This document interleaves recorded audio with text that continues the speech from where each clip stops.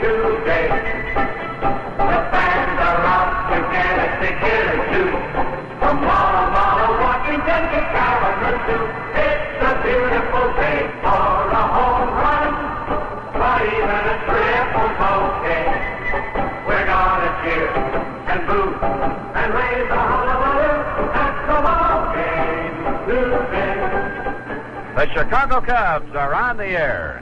Good afternoon, everybody, and welcome once again to Major League Baseball. And what a beautiful, beautiful day for a ball game in Chicago.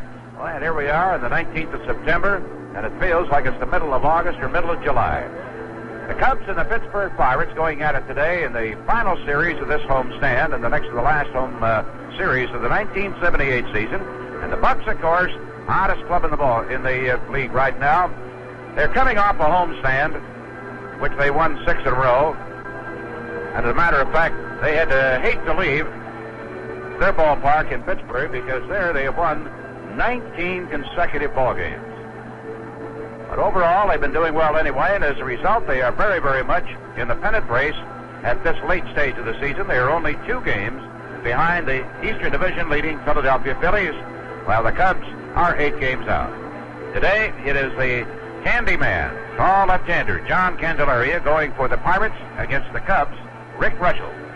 I'm Vince Lloyd, and along with Lou Boudreau, we welcome into our broadcast the eternal optimist Chuck Tanner, the skipper of the Pittsburgh Pirates, out at home plate, and they're wearing their bright yellow uniforms today with the old baseball tight caps on them. These costumes that they're having on today, the bright yellow trimmed in black, and the pillbox type of cap that is black with the gold trim on it. They look very, very colorful out here in the bright sunshine. Peanuts Lowry with Herman Frank's lineup card going over the grounds rules here at Wrigley Field.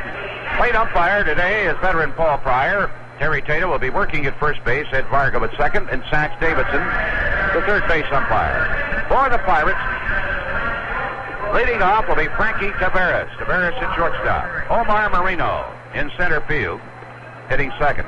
Let me point out something about Taveras and Marino. First 2 guys in the batting order. If they get on, you got a little problem. Because between them, they have 103 stolen bases. 63 by Marino, 40 by Taveras.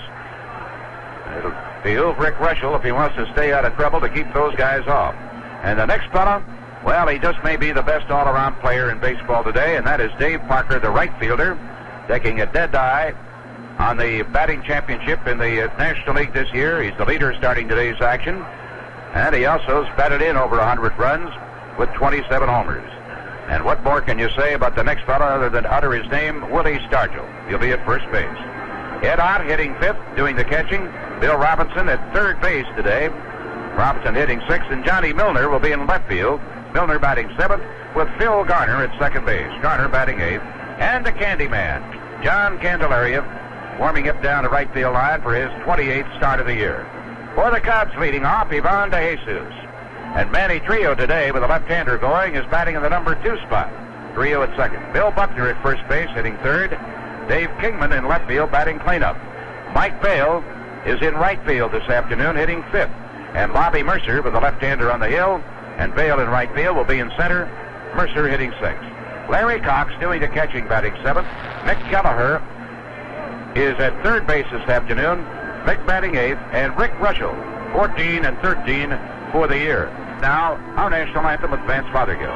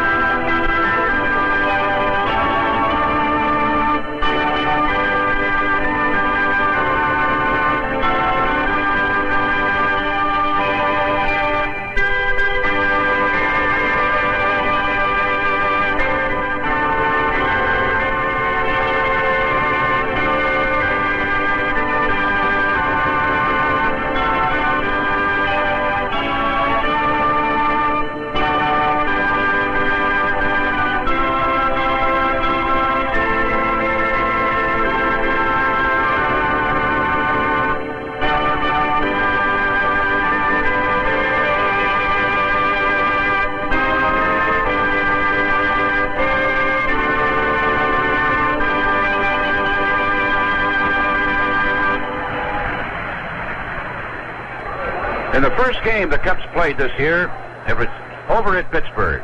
And Russell and Candelaria were matched against one another, and that one went to the Pirates by a score of 1-0. Now for the season, Rick is 1-2 against this ball club.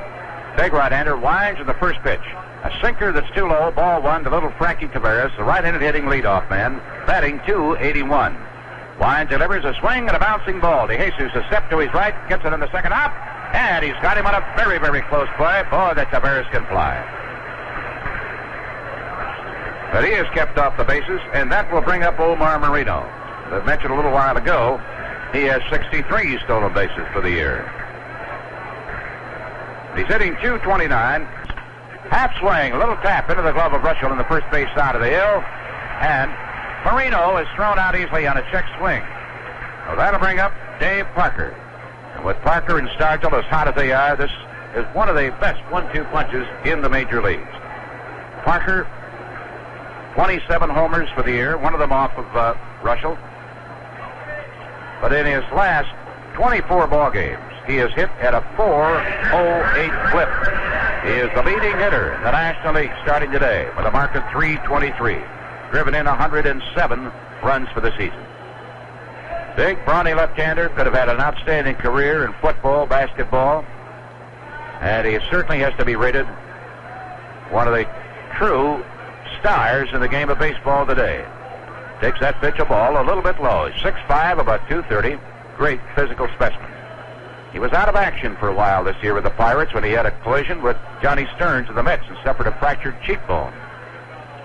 There's a ball, low and inside, ball two. And why do you have to be careful with Parker? That's the old story, from the frying pan into the fire, because the next guy is Willie Stargell, and his bat has been hot. 2-0 delivery. Swung on at a deep drive right field, and it is gone. Home run, a line shot into the bleachers in right field, and the Pirates have a 1-0 lead. His 28th home run this year, his second off of Rick Russell. That may have taken all of a second before it jumped off his bat and was into the bleachers over the head of Bobby Mike Field in right field. He was ready for 2-0. He needed no helping wind with that one. Willie Stargell batting .295. 25 homers for him this year and 86 runs batted in. Big fellow loops the bat a few times after taking a strike at the knees. Now cocks it. Here's the pitch to him, and he takes it. There's a strike ball to retire the side. I'm going to say he has 7 homers in that string. A 2-out line drive home run off the bat of Dave Parker. 1 run, 1 hit, nobody left down. The Cubs come to bat against the Candyman. Pirates with a 1-0 lead. Candyman has had some problems this year with a bad back, and he's also had a problem with the forearm, that left forearm, and it winds up causing him pain right in the elbow. But he has won his last 3 outings after dropping his first 3 since the All-Star game. And he now comes in with a record of 11-11 for the year, and his earned run average just about parallels that of Russell. As a matter of fact, it does, right on the nose, and it's highly unusual. 3.32 for Candelaria, 3.32 for Russell starting today. Tall left-hander, first pitch. DeJesus bunts it on the third base side of the mound. Candelaria makes the pickup and the toss to first base in time. DeJesus trying to get something started with a bunt single, but he got it too near Candelaria. Bill Robinson is playing at third base. DeJesus would like to have gotten it down there to force him in. That brings up Trio batting second today with a .259 average. Did not have a good series over the weekend. Has 4 homers and 51 runs batted in for the year. Tall lefty in the windup. Here's the pitch. Fastball swung on. 1 hopper. Candelaria leaped, grabbed it in the glove over his head, tosses over to first base. Stung the ball sharply, but he couldn't get it over this tall lefty. With 2 gone, Buckner stepping in, hitting .312 for the year. 3 homers and 60 runs batted in. Buckner takes the fastball in too close. Phillies have been playing good ball. They've won 10 out of their last 14 ball games, with the Pirates just continue to go right on. posted an 11-game winning streak to pull to within a half game of the Phillies at one time a couple of weeks ago. Fastball swung on. He hits it down the right field line. And it's a base hit inside the line, going down against the lines. Parker has trouble, finally retrieves it. Buckner goes jogging into second base with a double just inside the right field foul line. And that will bring up Dave Kingman. He represents the go-ahead run at the plate. That gives Buckner 25 doubles for the year. He leads the ball club in that category. Dave Kingman batting .251. 26 homers. Nobody else in the ball club in double digits in homers this year. 73 runs batted in. Here's a swing, and he gets under it. Lifts a high fly ball. Wind is going to carry it fairly deep, but it's going to stay in play, and it is grabbed out there in deep left center field by Omar Marino to retire the side. So Buckner is left stranded after a two-out double. And at the end of one, Pirates lead 1-0. General Finance has 2 Evansville offices. Call General Finance's friendly Bob Adams to borrow up to $10,000. Call 424-2976. General Finance, 424-2976. Hit out. Big burly catcher is going to be leading off the second inning. He's hitting .277 with 9 homers, 36 runs batted in. He too has been on a tear. A lot of these guys have been swinging hot bats, and Ott is one of them. Last 20 ball games, he's hitting at a .392 clip with 3 homers and 10 runs batted in. A third of his homers in that stretch. Takes Russell's first pitch, and he misses outside, the left-hander. And Bill Robinson has a 5-game hitting streak. He's due up next. Russell's delivery. There's a swing and a bouncing ball to Benny. 3-0 on the right side of the infield. He's got him by about 4 steps. 2-0. Hit out. Bounces out on Russell's sinker. Here's Bill Robinson playing at third base. Hitting .245. He was out of action for a while this year after suffering an injury right here at this ballpark. Has a dozen homers with 73 runs batted in. So he's gotten good production. There's a swing by Robinson. He's jammed with Evan, and he drills it foul down the third base side. Joe Lynette coaching at third, and Al Monchek and Bill Buckner nose to nose. Buckner's just got to have somebody to talk to all the time. He gets lonesome down there at first base. I don't know what he'd do if he had to be in the outfield. Probably get himself a bleacher seat between pitches. Sidearm delivery, swung on, ground ball back up the middle, right over the glove of Russell. And Robinson is on. That'll bring up Milner. Johnny Milner, the veteran that they got from the Mets. Runner goes. Milner takes, flowing inside. High throw. Sails into center field. Robinson gets up. He's going to try to go to third. Mercer's peg into third to Kelleher. Head first dive. He's in there safe. Larry Cox had that throw. Sail high over the head. Creel at second, way into center field. A stolen base for Bill Robinson. And he's over at third on the throwing error. Jesus, I'm sorry, not Creel in there to take that peg. Well, you worry about guys like Marino and Tavares getting on because of their ability to steal. Now here's Bill Robinson, who has his 14th stolen base of the season with that one. Infield comes in. There's a swing by Milner and a high fly ball to Mercer. The wind carrying it out deep enough so that Robinson is going to be able to score. Mercer's long throw bouncing in far too late. And Milner makes it a 2-0 ball game with a sacrifice fly. His 37th run batted into the year. So the stolen base in the air pays off for the Pirates.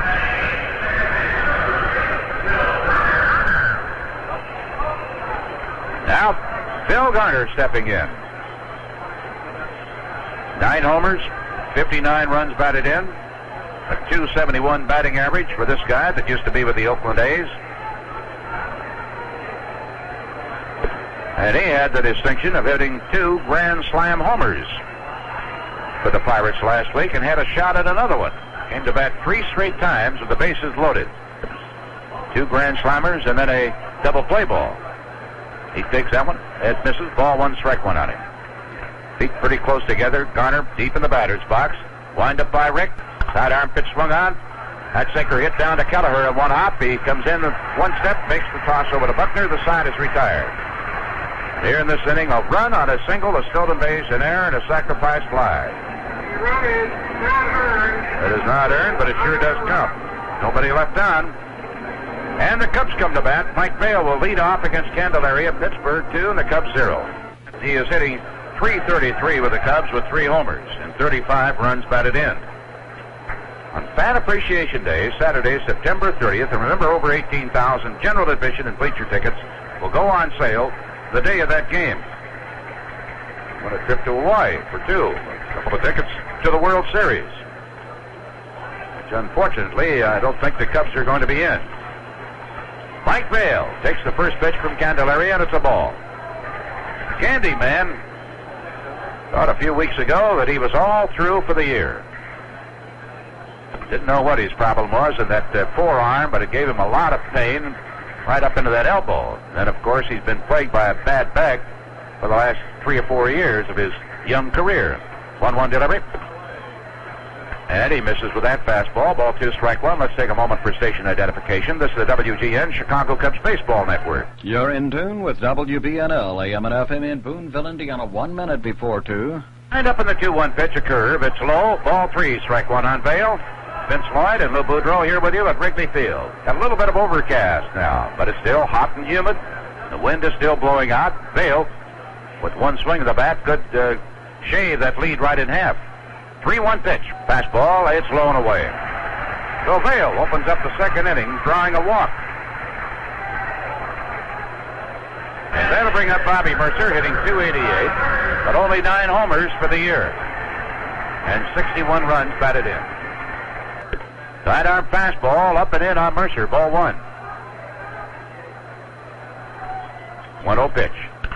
Waits for it, and it's a high fly ball into center field. Moreno started back. Dow gets himself set and comes way back in.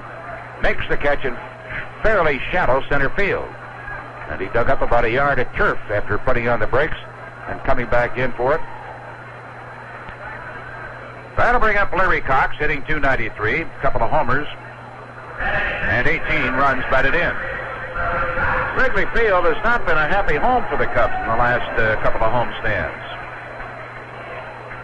Whether they've been trying too hard here or what, who knows? Cox, a right-hander, takes, and there's a strike. Curve swung out and missed, and that was a beauty. That started about a foot above the knees of Cox, and by the time he got through with a swing, it was almost into the dirt. The Candyman posts his 89th strikeout. First of the day, he's given up a hit. He's walked one man, Mike Vail, who's still over at first base. Walked him to lead off the inning. Now there are 2 gone, and Mick Kelleher stepping in. Been used very sparingly this year, has 15 hits and 62 at-bats, 4 runs batted in. Notion a bunt. And that one is a strike on him. Got a question here from some fan concerning the glove that Rick Russell is using. Steve and Diane Moore from Cherry Hill, Indiana, want to know how long Russell has been using the glove that he wears in the ball game. I have no idea, Lou. It does look like it's been around for a little while. I don't think he started with it over in Crown Point. No, I don't believe so. Might have seen a little wear and tear. We'll have to check on it, see if we can find out for sure. Swing by Mick, and he taps a little foul ball and a triumphant fan. His shirt torn off at the sleeves, leaned over the rail on the third base side and grabbed it. I think he just got one off the bat of Dave Parker, Joe DiMaggio. Keller swings, lines one to left field. Milner is there, makes the catch, and the side is retired. No runs, a leadoff walk to Vail, who's left stranded. And at the end of 2 at Wrigley Field on this very warm September afternoon, Pirates come to bat. They lead 2-0. Hello, General Finance. Friendly Bob Adams speaking. Bob, do you make house calls? Do I make what? House calls. I suppose you're going to ask why I asked that. Why do you ask that? It's my husband, Herman. He needs help. What kind of help? Bob, he talks in his sleep at night. Are you sure you called the right number? He talks about his bills. You called the right number. And then when he wakes up, he has these wild schemes for saving money. I see. Like to save on food bills. He wants to train our bodies to eat once a week. That is extreme. Bob, Bob. Can you come over? Sounds like he needs a consolidation loan. Could he come in? Bob, he won't tell me about the bills. He says husbands shouldn't worry wives with details. Oh, yes. The only reason I know is I hear him talking in his sleep every night. Well, why not jot them down and talk to him about them? Oh, that's a good idea. Then he can call me and we'll... Oh, thanks for the help, Bob. You can always get a little help from a friend at General Finance. End of 2, and the Cubs have been shut out. While the Pirates on Parker's homer in the first, a single, stolen base, an error, and a sacrifice fly, picked up a run in each of the first 2 innings. Vince Lloyd, and here is Lou Boudreau. Lou. Okay, Vince. Russell on the mound now will face Candelaria, the pitcher. He bats left-handed. First pitch outside, ball 1. Candelaria has 1 RBI. It's only hitting 146. Tall left-handed hitter. There's ball 2 inside. Pittsburgh picking up 1 run in the first, 1 in the second. In the first, Parker hit his 28th home run of the year. Low, ball 3 on the next pitch. The next pitch outside, ball 4. Walking the pitcher to open up the 3rd inning. Now here's the top of the order, Taveras. Grounded out to DeJesus at short to open up the ball game. Very hot and humid, so maybe that's part of Russell's strategy to get Candelaria on first base. Wear him out. Wear him down, anyhow. The pitch. There's the bunt in front of the plate. Russell off the mound has it. Will go to first quickly as Taveras is very fast. So Candelaria slides into second base unnecessarily, but he's there on a sacrifice by Taveras. Trio covering first as Buckner was charging, trying to make Taveras bunt to him so he could force the man at second. But Taveras bunted very softly in front of the plate to Russell. Now, with 1 out, here's Marino at bat. And Kenny Holtzman starts warming up for the Cubs. First pitch outside, ball 1. Pittsburgh 2, Cubs nothing. We're in the top of the 3rd inning. Russell checks Candelaria at second. The pitch, high, ball 2. Pittsburgh has hit 105 home runs. 39 more than the Cubs. Now, with a count of ball 2, no strikes. On Marino, the next pitch is high and away, ball 3. Parker due up next. Russell, in this reporter's, sportscaster's opinion, is being very careful. Too careful, in fact. The pitch inside, ball 4. Second walk of the inning by Rick. He's now walked 50 men, 7 intentional. Cox going out to have a chat with him as Dave Parker is the hitter. Pirates with runners on first and second and 1 out. Parker hit his 28th home run of the season. It was a frozen rope into the right field bleachers. Vail didn't move, didn't have to. He knew it was gone the moment it left Parker's bat. Now Parker at bat. Parker's going after the Triple Crown this year in the National League. Now Herman Franks coming out, walking to the mound. With Stargell at bat, he has Kenny Holtzman warming up. And Russell's going to be removed. This is really an early exit for Russell. And Holtzman is coming in to face Stargell here in the 3rd inning. Runners on first and third. Pirates lead 3-0. So manager Herman Franks wants to try to keep these Pirates in tow, in close, figuring 3 runs won't beat them. Swinging a tap foul on the first pitch. Strike 1. Cubs playing back for a double play. Even though these Pirates lead the league in errors with 152, their hitting makes up for it. They will allow you several runs, but they score many more. Sidearm curveball. Here's a throw to third. Marino dives back safely. Stargell missed that ball by about 6 feet. Holtzman really fooled Stargell on that one. He came up and over on the first pitch for a foul. Then he came sidearm on the next pitch, and Stargell wasn't looking for it. 2 strikes on Stargell. Ott due up next. Trio deep at second for Stargell. The pitch. Curveball and a swing and a miss, and that was a beauty. Holtzman, with a tremendous curveball, strikes out Stargell for a big out. That's out number 2. Now here's Ed Ott. Grounded out to Trio in the second inning. Ott, also a left-handed hitter for Holtzman. Now the Cubs have to be careful of a delayed steal or a double steal in their spread eagle at second and at short. Here's the pitch. Curveball, swing and a tap foul.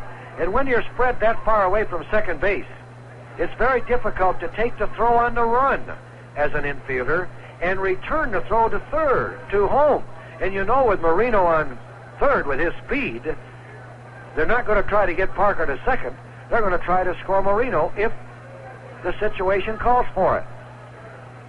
1 strike on Ott. The pitch. There goes Parker. Here's a fake throw. They're going to give and concede the second base to Parker.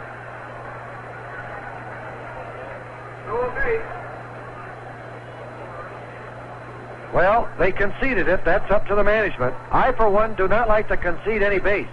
I will play my defensive men accordingly, and as a shortstop, move in shallow with a left-handed hitter at the plate.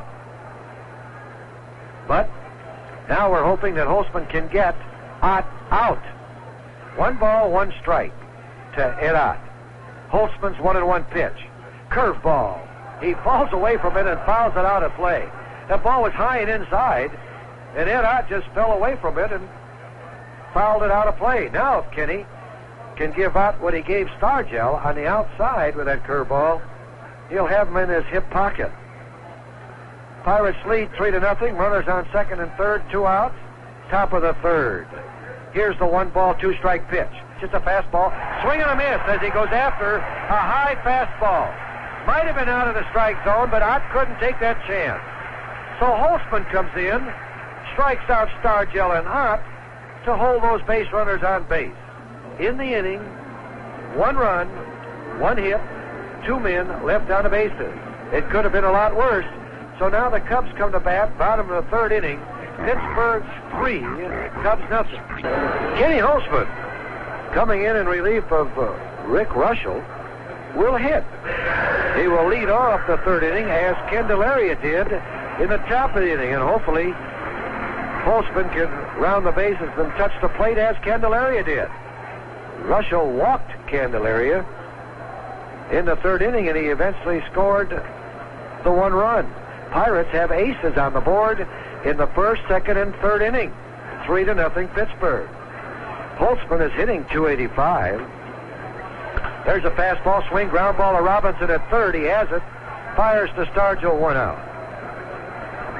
Cubs have 1 hit thus far, and that was a double by Buckner in the 1st inning, but it came after 2 are out. Now here's DeJesus, who tried to get on base with a bunt in the 1st inning and was thrown out.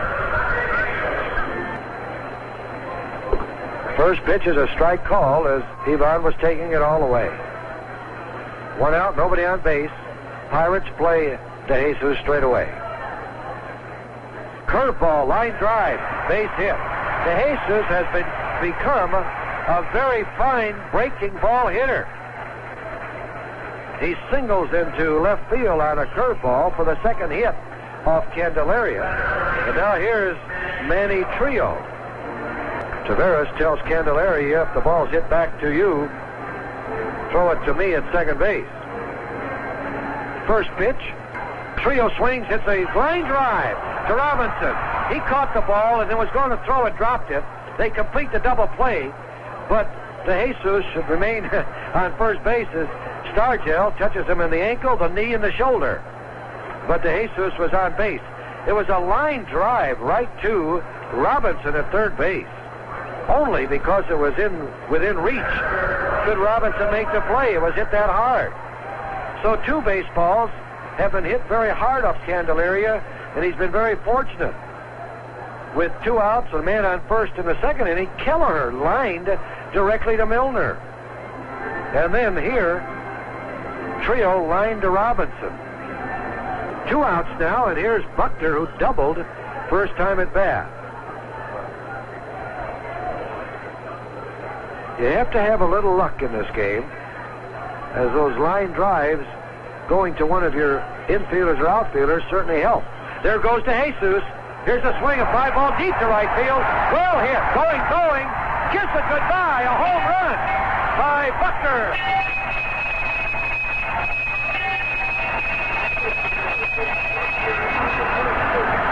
On the first pitch, Buckner lines that ball on the catwalk in right field, scoring DeJesus in front of him. It could have been a hit and run. If it was, that's exactly what Buckner did, hit it and run, as he rounded the bases with his 4th home run of the year, his 61st and 62nd RBI, and what a year he's had. Not only with injuries and playing in pain, but with that bat.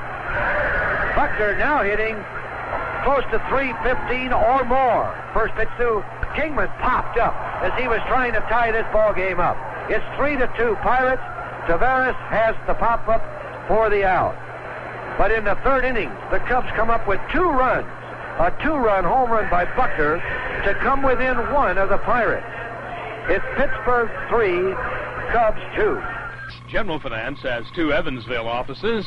Call General Finance's friendly Bob Adams to borrow up to $10,000. Call 424-2976. That's General Finance at 424-2976. Now, here's Robinson at bat. Score, Pittsburgh 3, Cubs 2. Robinson singled, stole second, went to third on a throwing error by Cox, and scored on a sacrifice fly by Milner in the second inning. Kenny Holtzman into the windup. First pitch. Fastball low, ball 1.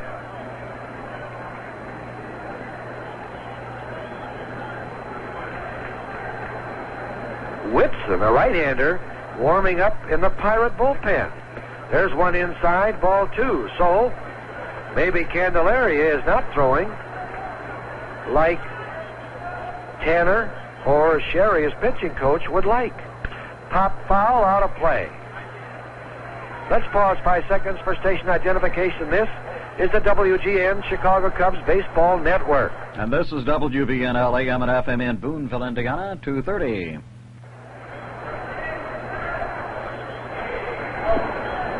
Two and one pitch.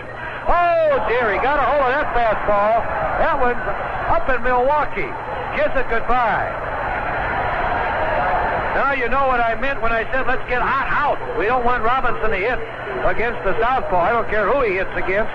Any southpaw, he's a tough hitter. But let me tell you, he got all of that ball. It was like a golf ball hit by Nicholas. It went over the screen, over Waveland Avenue, and perhaps is still rolling. That is his 13th home run of the season, 74 RBIs. It's given Pittsburgh now a 2-run lead, 4-2. Here's Milner at bat. Swing, a little blooper in the left field, is dropping for a base hit. Milner hits a line drive that falls in front of Kingman for the second hit of the inning. Pirates now have 5 hits. And now here's Gardner at bat. High fastball, ball 1. Whitson continuing to throw in the Pirates bullpen. Now Holtzman sets after getting his sign. Checks Robinson, throws to first. Robinson is back safely. Robinson stole second base in the second inning. That isn't Robinson, that's Milner right now at first. There he goes. Here's a swing and one hit deep to right field. way back. Vail is there. Kiss it goodbye. A home run by Gardner to the opposite field. As Holtzman again challenges these hitters with fastball.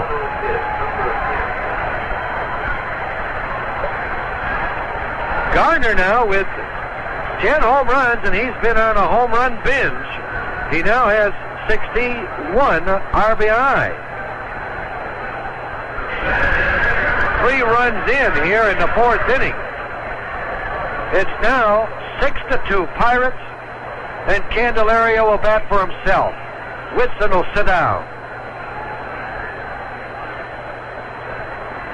The pitch. Swinging a line drive to left field. Kingman moving to his left. Reaches out on the run and makes the play. Another ball that was hit right on the nose. But he's out. 1 out. Top of the order, Taveras. Kingman making a fine catch, moving to left center, grabbing that ball just as he reached the warning track. That's how deep it was hit. Now here's Taveras at bat. First pitch, here's a line drive to Trio. 2 line drives, 2 outs. Now here's Marino at bat. Pirates with 3 home runs. Robinson to open up this inning with nobody on base. Gardner's blow found a man on. And Parker in the first inning with nobody on. First pitch to Marino, sidearm curveball, strike 1.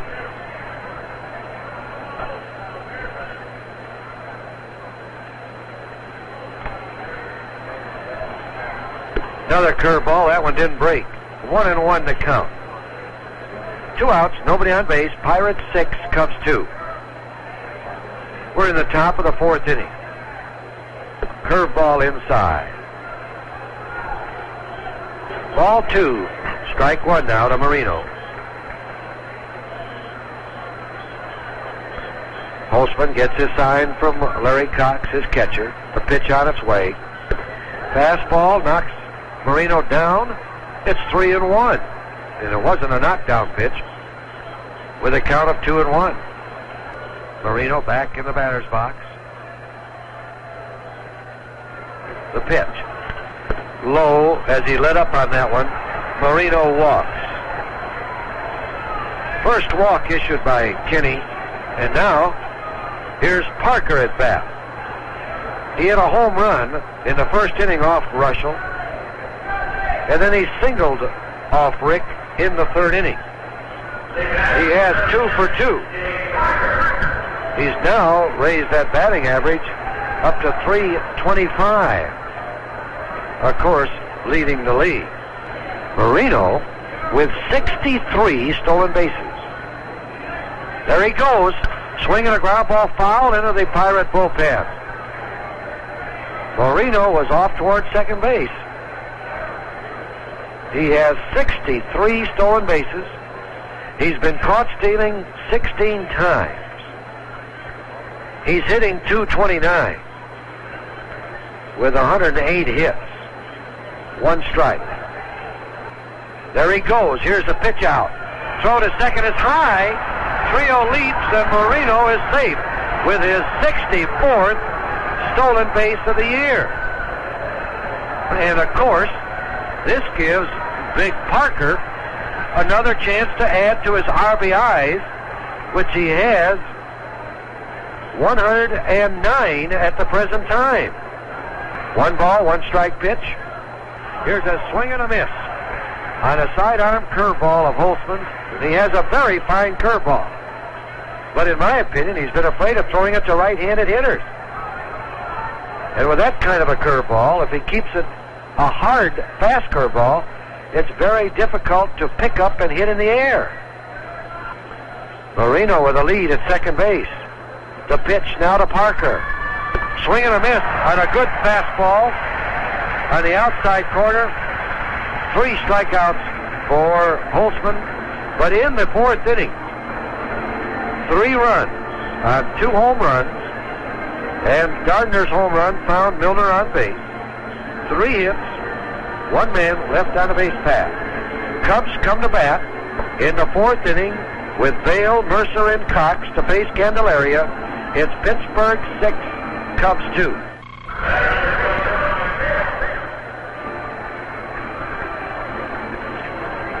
Vail walked in the second inning. Now he's facing Candelaria, and the Pittsburgh Pirates have a 6-2 lead. Into the windup, the pitch, a let up, high.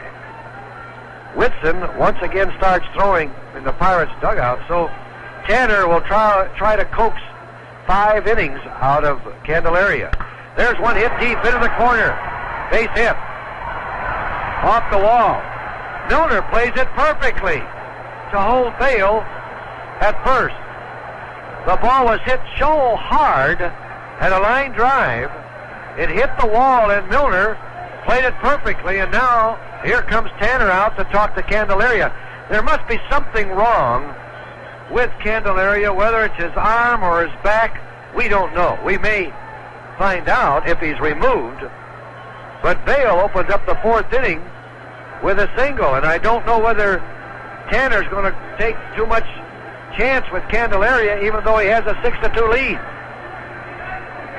He tells Tanner he's okay.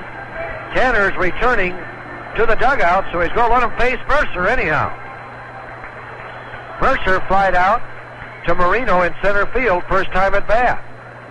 A 6-2 lead can evaporate very quickly here at Wrigley Field, and Tanner knows that.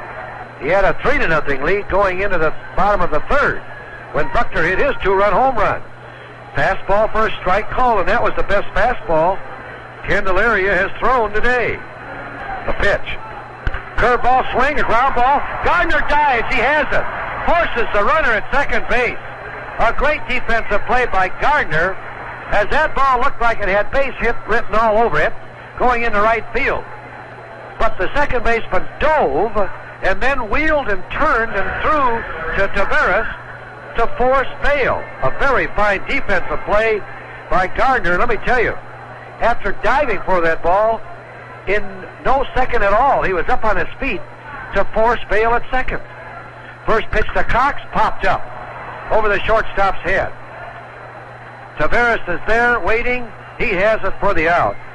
And let me tell you in my observation, since Tanner had come out of the dugout, Candelaria has thrown nothing but fastballs. He was throwing a let-up and a curveball to Vail, and it ended up off the wall for a long single.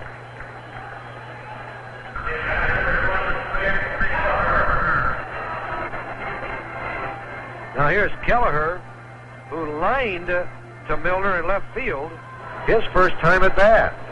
Pirates 6, Cubs 2. But we're only in the 4th inning. Swing, and it's popped up on a fastball behind Stargell. He's there, he gloves it one-handed for the out. So Kelleher pops out to Stargell, closes out the 4th inning with no runs. One hit, the leadoff single by Vail, but was forced at second. And Mercer is left on base. At the end of 4, it's Pirates 6, Cubs 2. Willie Stargell leading off with the first pitch from Kenny Holtzman, a sidearm delivery, a curveball that's outside. The big guy takes it. Kenny struck out Parker to retire the side in the 4th inning. Had to come on in relief early. A Brick Russell, who just did not have it today. There's another ball to Stargell. He has struck out against Russell and struck out against Holtzman. 2-0 delivery. And he takes that one inside. Oh, 3-0 strikes.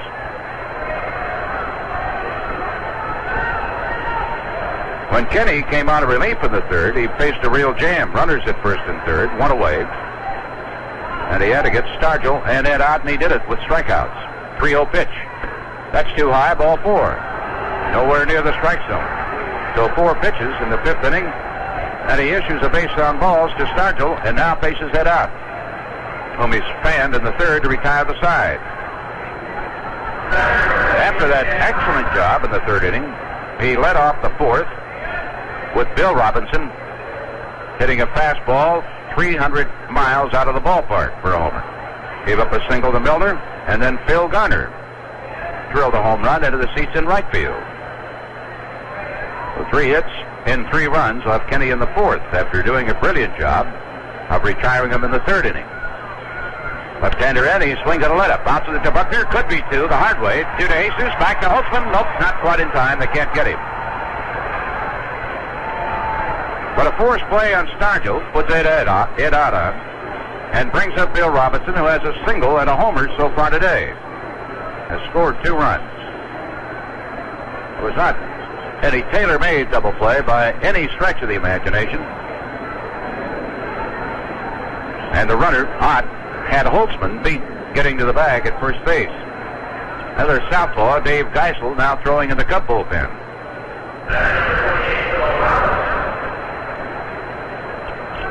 Robinson earlier this year hit 2 homers in 1 ball game here at Wrigley Field. One of them was a grand slammer off of Paul Russell, who had come on in relief, and the other one was a 3-run homer. There's a swing. He's got another one. Way gone, way out. Over the high screen behind the center field wall, and the Pittsburgh Pirates now have an 8-2 lead.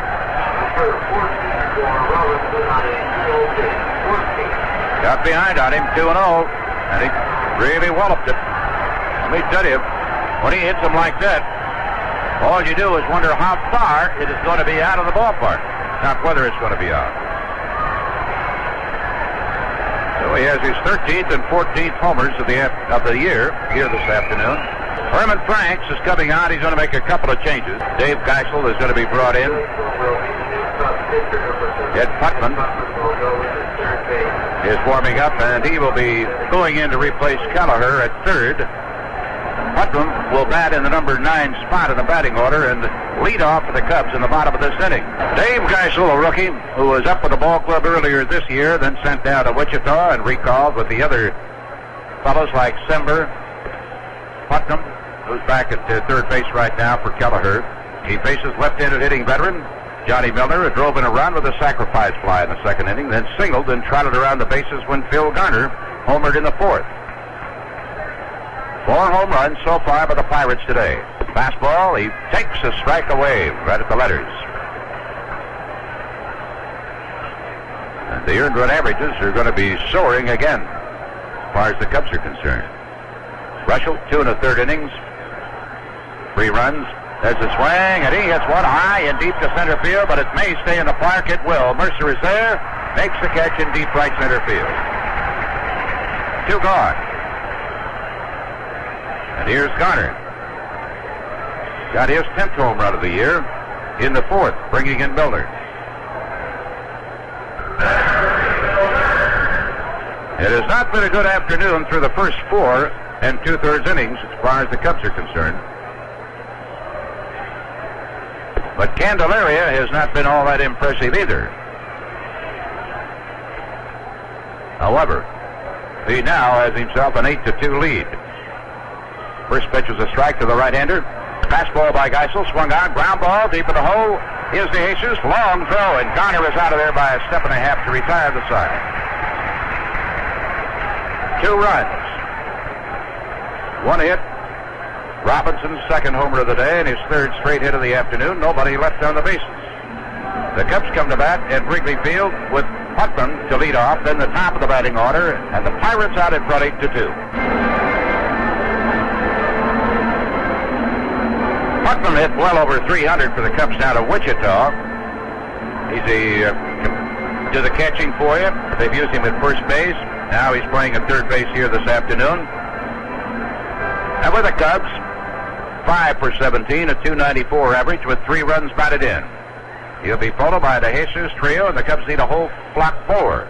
Big southpaw in the hill winds. Here's the pitch, fastball swung on, and a high fly ball. Marino going back a few steps, shades his eyes to the glove from that bright sun. Now comes in, and he makes the catch. 1 pitch, 1 away, and that'll bring up Ivan De Jesus, who is 1 for 2 today. Ivan with a few goals this year. He wanted to hit .290. Does not appear as he'll attain that goal, but he's going to hit for a very respectable average when the season's over. He'd also wanted to score 100 runs. The last Cub to do that was Rick Monday about 3 years ago, and it would appear that De Jesus should attain that goal. He has tallied 95 runs, including one here in the third today. It's up on that one. Swung on, ground ball. Back past the pitcher, but picked up by Garner. And his pick over to first base retires Ivan. Just missed getting a base hit up the middle. Nobody on for Benny Trio, who lined to the third baseman, Bill Robinson, and grounded out to the pitcher. Jim Rooker, a left-hander, is scheduled to pitch here tomorrow for the Pirates against Mike Trucco. And then their fine rookie, right-hander Don Robinson, who's 12-6, is slated to finish this homestand for the Cubs, pitching against Dennis Lamb. That'll be Thursday. And he takes, and Candelaria misses inside at the belt with a fastball, ball one. Pirate attendance at home for the year, just checked with their front office people on it, just under 850,000. Here's a swing and a drive to the center fielder, Marino. Went back into his right a few steps, hauls it in. 3 up and 3 down, and Candelaria has worked enough innings now to pick up a victory, but they'll probably just leave him in there for a while because he's getting better as this game goes along. Ball was hit sharply by Trio, and a well-hit ball by Putnam. The hard ground ball up the bat of Jesus, but it's 3 up and 3 down, and it's still the Pirates 8, the Cubs 2. Dave Geisel, who has worked 2/3 of an inning in relief, will be facing Candelaria, their pitcher, who walked and scored in the third inning. Then he lined out in the fourth, so he's 0 for 1 officially today. And not rated much of a hitter. Vince Lloyd here with you at Wrigley Field on a hot September afternoon. And a red-hot Pirate ball club. Geisel's first pitch, wings a fastball in, and that's too high for ball one. Larry Cox doing the catching, gives a sign. Here's another fastball, and there's a strike call. At the outside corner, ball one, strike one, and the Candyman. Pirates will entertain the Phillies in 4 games at home to close out the season. Here's a swing and a base hit by Candelaria inside the third base line, picked up by Kingman. Candelaria jogging into second base. Kingman's throw, he slides, he's in there with a double. Now, there's not a very auspicious start for the Cubs, that is. Left-handed hitting pitcher just wound up with his 8th hit of the year. Well, maybe they can tire him out. Second time he's been on base today. Frankie Tavares, who sacrificed successfully in the third, is a hitter. He lined out in the 4th inning and grounded out in the first, so he's 0 for 2 today. Pitch swung on at a high fly ball. Dropping into left center field, but Mercer coming over, and he had a little problem, but he made the catch. He was looking to see where Kingman was, and Kingman said, go get it. He did. Made the catch in left center field for the first out of the inning, and that'll bring up Omar Marino. Out on a 1 bouncer to Russell in the first inning. That was just prior to Dave Parker's 28th homer of the year. And it's one of 4 home runs the Pirates have belted here today, 2 of them off the bat of Bill Robinson. First pitch, left-hander takes, it's a strike. Candelaria standing in the bright, hot sun at second base. Geisel checks him, delivers, there's a swing and a base hit into center field. They're going to bring Candelaria in, and he will score without a play. Mercer fires the ball into second base. Marino drives in his 27th run of the year. And it's now a 9-2 ball game, Pittsburgh. How do you like that? And no chance for rain. Wouldn't do any good now anyway. It's an official ball game. Look for Marino to be taking off for second base most any time with 1 away. He got a stolen base in the 4th inning, only his 64th of the year. And Parker stepping in, a homer, a single, then he struck out. But he's still hitting .325 for the year. There's a swing, and he lifts a high fly ball, shallow left field. DeJesus going out, reaches up, and he grabs it one-handed just in front of Dave Kingman. And there's 2 gone here in the 6th inning.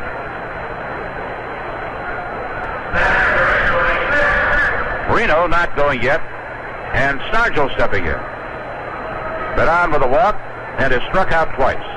The Pirates chewing up good pitching so far. There goes the runner. Here's the throw down to second base. He slides and gets off the glove of DeJesus, but stays right on the edge of the outfield grass. So Marino will settle for just a stolen base. And the pitch with the ball high and tight to Stargell. And a stolen base, number 65 for Marino this year. So Buckner now can play deep at first base, and he's right at the edge of the outfield grass for Stargell, who has great power the other side. 1-0 delivery.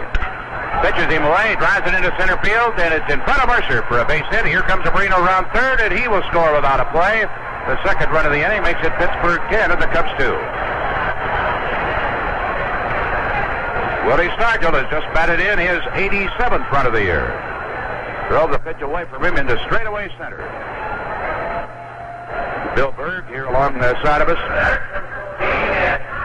in this sixth inning. And I know that you're just as charmed with this ball game, Bill, as I am. I was thinking of putting on my jogging suit and running up to Winnetka to retrieve Robinson's last shot.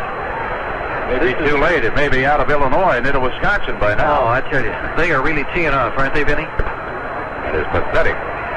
I really thought the Pirates might have peaked a little soon, and when they started to lose a couple after that great string and the Phillies started to come on, I thought, well, see, that's it. They're going to start to pull away now, and they pulled up to about 4-game lead, but now I wonder. Yeah, they're not going to do any Alfaldo.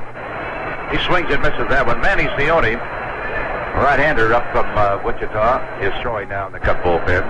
Vince, I think part of what we're seeing today will reaffirm in Bob Kennedy's mind the thought of going after some catching this winter. I know that here's a fastball looked at for a strike. I know that that's one of the things that he's looking for. So is Herman Franks. But it's not easy to come by good catching. And a swing and a miss. In the sixth inning, the Pirates picked up 2 more runs on 3 base hits. It all started with the pitcher, John Candelaria, getting a double. 1 man left on, and the Cubs come to bat in the bottom of the 6th, leading 10-2. Bill Buckner, who has a double and a 2-run homer, is going to be leading off against John Candelaria. And the Candy Man going to cut himself a rocking chair job here. First pitch to Buck, look out. He backed away a little bit by that one. Candelaria brushing him back, but it still grazes his bat for a foul strike. Here's the windup in the delivery. Fastball for a strike over the outside corner. 0-2. Vince, I know it sounds like a broken record by now, but I never cease to be amazed at the dedication of this athlete. This Buckner has just been tremendous. He's superb. 0-2 delivery. Swing and a miss and a good curveball. Changed speeds on it perfectly. So he strikes out. 2 strikeouts now by the Candy Man. Dave Kingman stepping in. Fly to center and popped up to short. Buckner, even after he strikes out, gets an ovation from the Cub crowd behind the third base dugout. Yeah, 1 at-bat is not a season maker. That's only the 16th time he's fanned this year. It was strange. He fanned twice in 1 ball game here against the Cardinals. I think it was last Thursday. We almost started an investigation when that happened. Dave goes after the first pitch and thumps a foul off the mask of Ed Ott. And then it rolls over to the first base side. Cubs with only 4 hits and 2 of them by Buckner. Fastball, he gets way under that one. It's a mile-high pop-up. If and when it comes down, Tavares should have it. And he has to backpedal a little bit as the wind starts to carry it out, but he stays with it and grabs it. Again, Kingman trying to send one out of the ballpark. Dropped the right shoulder about 1.5 feet. Well, I may be exaggerating a little bit. If you could put the 3 end-to-end that he's hit today, it'd be on its way to Mars. All 3 of them have been. Yeah. Here is Mike Vail, who's walked in single. DeJesus also has a single. And Buckner with a double and a homer. Those are the 4 Cub hits. Vail takes that one a ball. Wind up.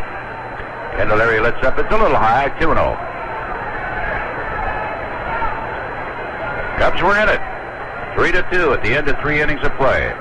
The Pirates have scored in every inning. They started out slowly. They only scored 1 in the first, 1 in the second, and 1 in the third. then 3 runs, then 2 runs, then 2 runs. Pirate bullpen is busy. Looks like a lot of daffodils down there in those bright yellow uniforms, or dandelions. Candyman misses high with that one, and Vail draws his second walk of the day. Here's Mercer.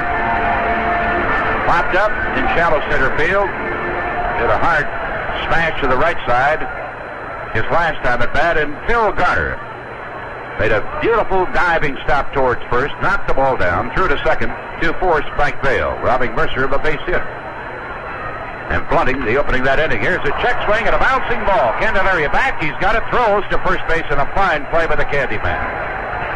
The ball bounced about 6 inches higher. Perhaps he could have had an infield hit. But that's it for the Cubs in the 6th inning. No hits, 1 walk, 1 man left on. It's all Pittsburgh so far at Wrigley Field. At the end of 6, the Bucks 10, the Cubs 2. Young right-hander Manny Leone getting in his warm-up tosses, and young Jerry White is going out to play center field now. Bobby Mercer is out of the action. Go the 7th. Pirates will outslug the Cubs 10-4, have out-homered them 4-1, and lead them 10-2. We'll have Bill Robinson stepping in. He is 3 for 3 today with 2 homers, 3 runs batted in, and 3 runs scored. Wind up by Leone. Swing and a fly ball left field. This one's going to stay in the park, and Kingman should collar it. Shades his eyes from the sun, makes the catch. For the first time today, Robinson is retired.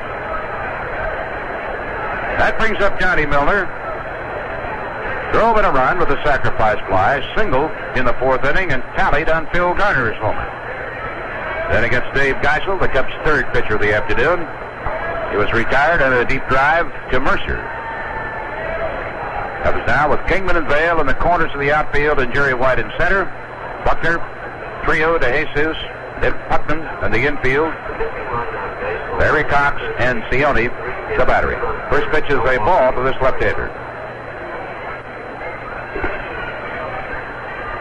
Wind up by the right-hander, fastball, and he gets a strike call. Ball 1, strike 1 on Milner.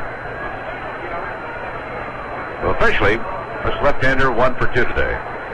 Wind up of the pitch. Goes after it. It's a base hit through the right side. Johnny Milner is on with a single. Cold one between Buckner and Trio on the right side. Young Dale Berra is now coming in. He will run for Milner.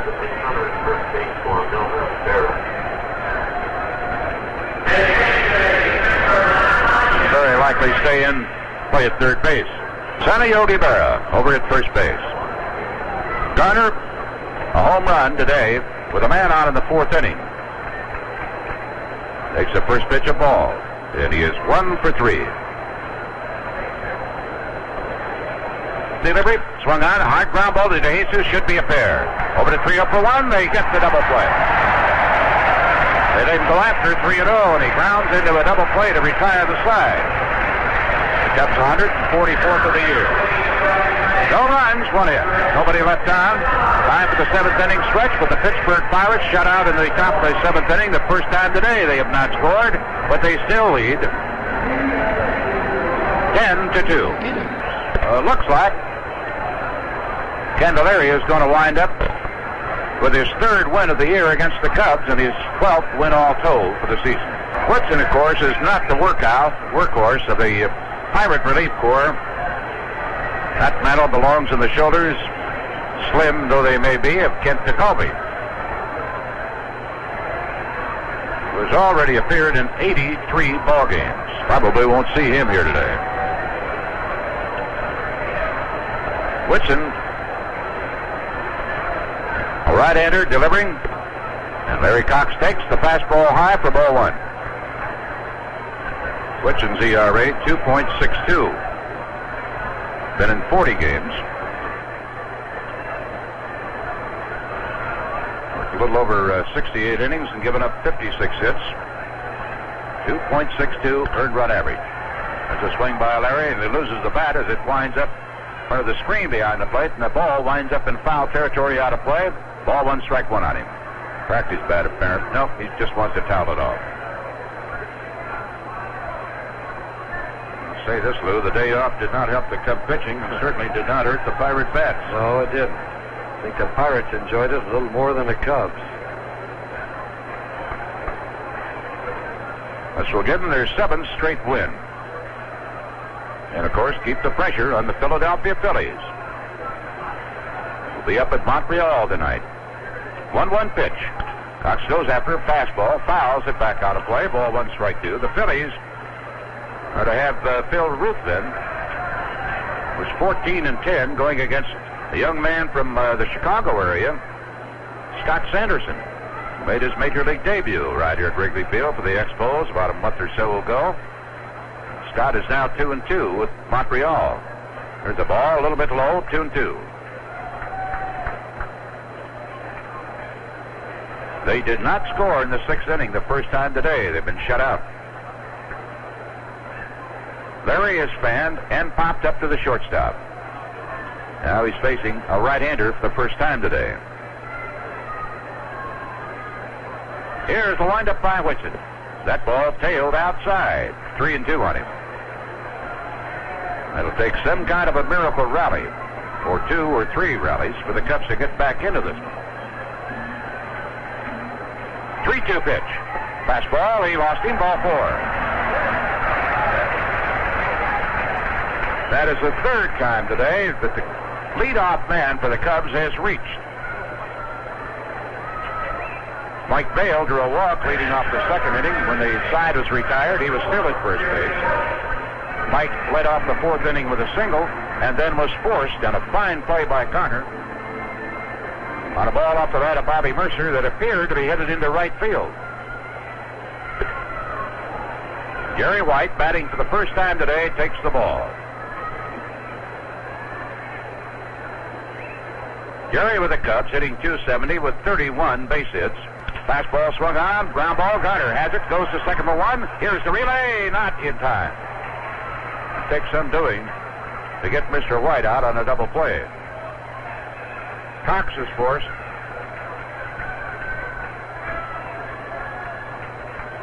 And stepping in now is Ed Putnam, hitting in the 9th spot. Came into play third base in the 4th inning. Flied out in the 5th to center field. Sounds like we think this ball game is dragging. It is only because the Pirates have not permitted the Cubs to make a battle of it. That's the strike. They're down by 8 runs in the 7th inning. It's a little tough to be optimistic. Here's a stretch the pitch. Fastball that's high. Ball 1, strike 1.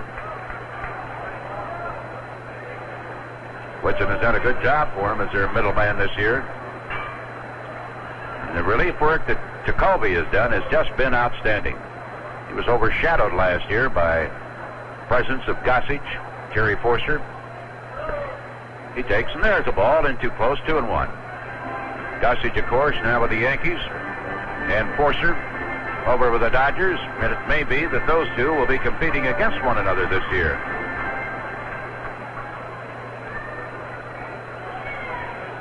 One out, a runner at first. 2-1 pitch. Takes it high. Fastball. Makes the count 3-1. Hit a right-handed hitter.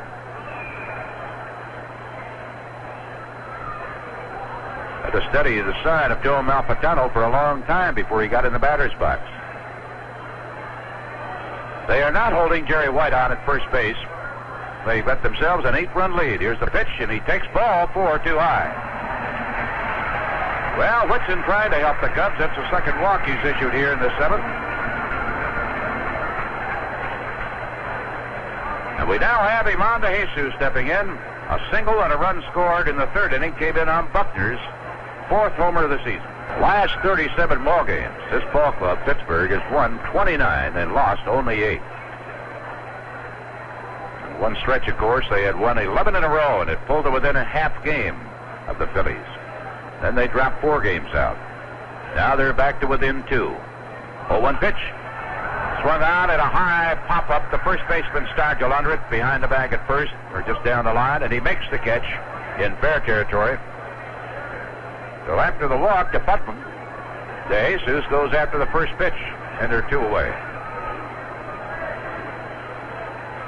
That brings up Trio, who was 0 for 3 today.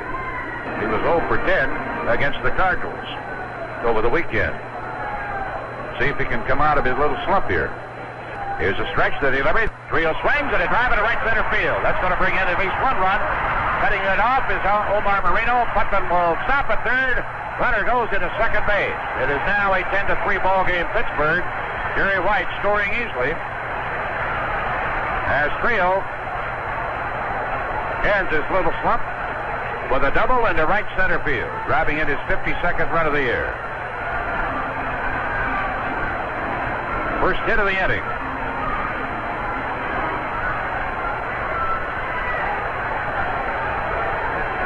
Runners at second and third for Bill Buckner. Doubled in the first inning, a 2-run homer in the third, struck out in the sixth, facing Whitson for the first time today. Well, Kent Jacoby is getting up down to the Pirate bullpen. We don't have a strong breeze blowing here right now. Just a bit of a breeze, wafting those pennants and the flag out towards left center. First pitch is a strike to Bill. Whitson from the windup. A swing and a foul. Reached out across the plate and got a piece of it. Fouled it back. Last year, after 150 games, and this is the Cubs' 150th this year, last year the Cubs had won 78 and lost 72.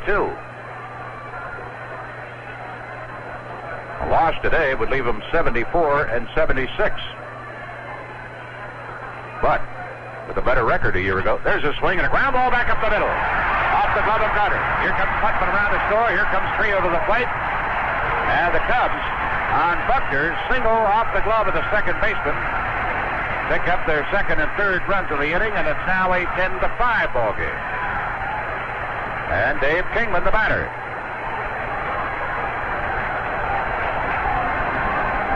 But a year ago, with that better record, I was going to say, before I was so happily interrupted, the Cubs were 15 and a half games out. Start today, 8 games out. Buckner with his third and fourth runs batted in today. 80% of the Cub offense in that runs production today over at first base in Dave Kingman. It's popped up twice to the shortstop, trying to nail one out of here, dipping his shoulder, and flied out to center field. Stepped in with a chance to reduce that Pirate lead considerably.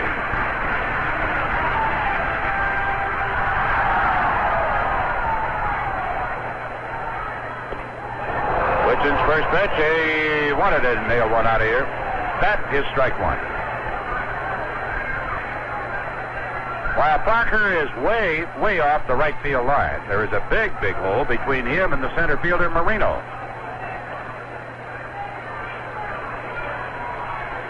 Stargell in front of Buckner at first base. There's another big swing and a miss.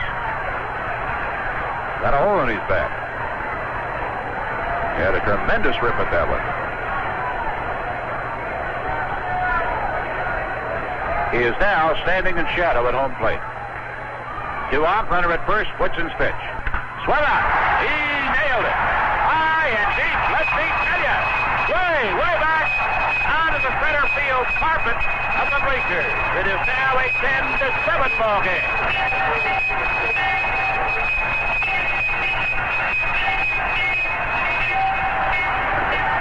But for a moment, that bat ball might clear the fence in deep left center field, where the vacant bleacher seats are covered by the artificial turf. But it hit way back up there.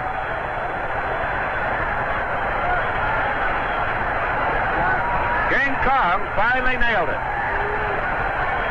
27th homer, 74th and 75th runs batted in, and Jacoby is going to be brought in here at Wrigley Field in the 7th inning with 2 gone and the bases empty.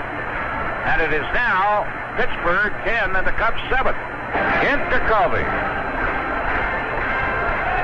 He is just about as thick as a tongue depressor with that body of his. think you've seen some skinny guys before? This guy really is. Whatever he started the season at, with all the games he's been in, he's probably dropped about 10 or 15 pounds, and he couldn't afford it. Sidearm pitch, swung on a miss. Throws a good sidearm sinker. On his way to a record with the Pirates as a relief pitcher. They list him at 6'4", 173. He may be closer to 137 right now than 173. Vail the hitter, and that's a ball. Ball one, strike one.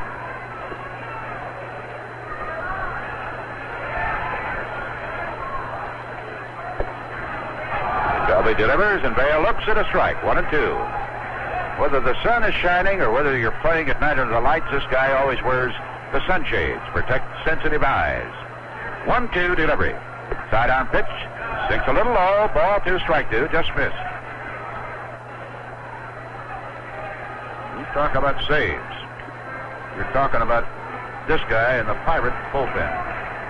He has 30 saves this year. Swing and a foul, back out of play.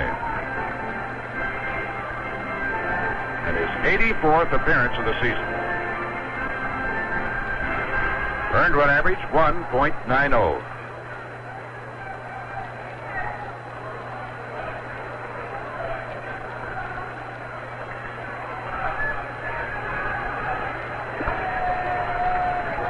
Jacoby winds 2-2 delivery. Swung on, a drive into left center field for a base hit. Vail makes the turn. He's going to try for two. Here's the throw. Look out. He slides. He is safe at second base. Gambled and won.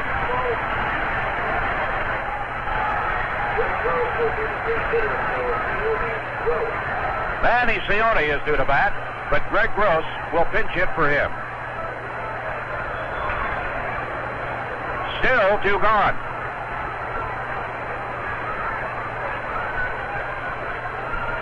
So Jacoby greeted with Mike Vail's double. It was 10-2 when this inning started. It is now 10-7.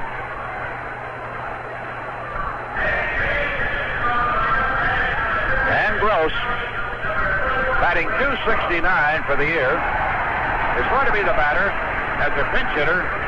This veteran lefty is 8 for 13. I'm sure, Lou, that Tanner did not want to have to go to Jacoby today with that 10-2 lead. Here's the pitch. Greg takes, it's a strike. Well, he realizes that I don't care how many runs you have, it can evaporate here at Wrigley Field very quickly. And the Cubs are back in it. Pirates still trying to get the third out in the seventh inning. Here's the delivery. Swung on, and a fly ball left field should be caught. Robinson is there, and he hauls it in. An opposite field line drive. But the Cubs bat around in the seventh inning and get themselves back in the ball game with 5 runs, 4 base hits, including Dave Kingman's 27th home run of the year with a man on. 1 man left, and at the end of 7, the Pirates come to bat against the new Cub pitcher, Willie Hernandez. It is now 10-7. Aware. 60 seconds on fatherhood. My daddy works late, and so I'm glad when he comes home. He hugs me. And I love my dad because he helps move things. When you're nervous and you're having a bad dream and you're not sleeping, he gives you a drink of water, and then he reads you a little story, short story, and then he says, now go back to sleep and try to think of the good things. More information about the role of the father is available in a free report from Aware, Box 55, Los Angeles. Ask for Fatherhood. Aware, Box 55, Los Angeles, California, 90053. And your dad helps you pump up your ball when you're too small and don't have muscles. And your dad plays with you when he has time, Aware, a human concern project. The Seventh-day Adventist Church. Willie Hernandez was 1-8, lost 2 this year, 3 saves, as the Cubs' 5th pitcher of the afternoon. And Jacoby is due to lead off against him. The blade or the needle, whatever you want to call him. Hernandez worked early against the Pirates this year in the first series of the season at Pittsburgh. He got into 2 of those ball games. One of them, of course, the Cubs were shut out 1-0 by Candelaria. The man built like a needle, Kent Jacoby. Going to lead off. Paid attendance today, just over the 6,000 mark, 6,137. Jacoby takes, and it's the ball a little bit low to the right-hander. Guy doesn't get a chance to hit very often. Been at bat 22 times, has 2 base hits, a .091 batting average. But he sure gets to pitch a lot. Checks his swing on Hernandez's fastball, and it's outside. 2-0. Larry Cox questioning Paul Pryor on it. He thought that Jacoby had committed himself. Ball 2, no strikes. 10-7, Pittsburgh. Here's the delivery. That's the ball low. 3-0. Let's pause a moment here for station identification. This is the WGN Chicago Cubs Baseball Network. And this is WBNL AM and WBNL FM in Boonville. Your station for more sports, more often. Wrigley Field, General Manager Bob Kennedy doing some squirming down in the box seat. Here's a 3-0 delivery to Jacoby, and he'll take. He is out at first base with a walk. Why is a pitcher so tough to pitch to? That's another one of the mysteries of baseball.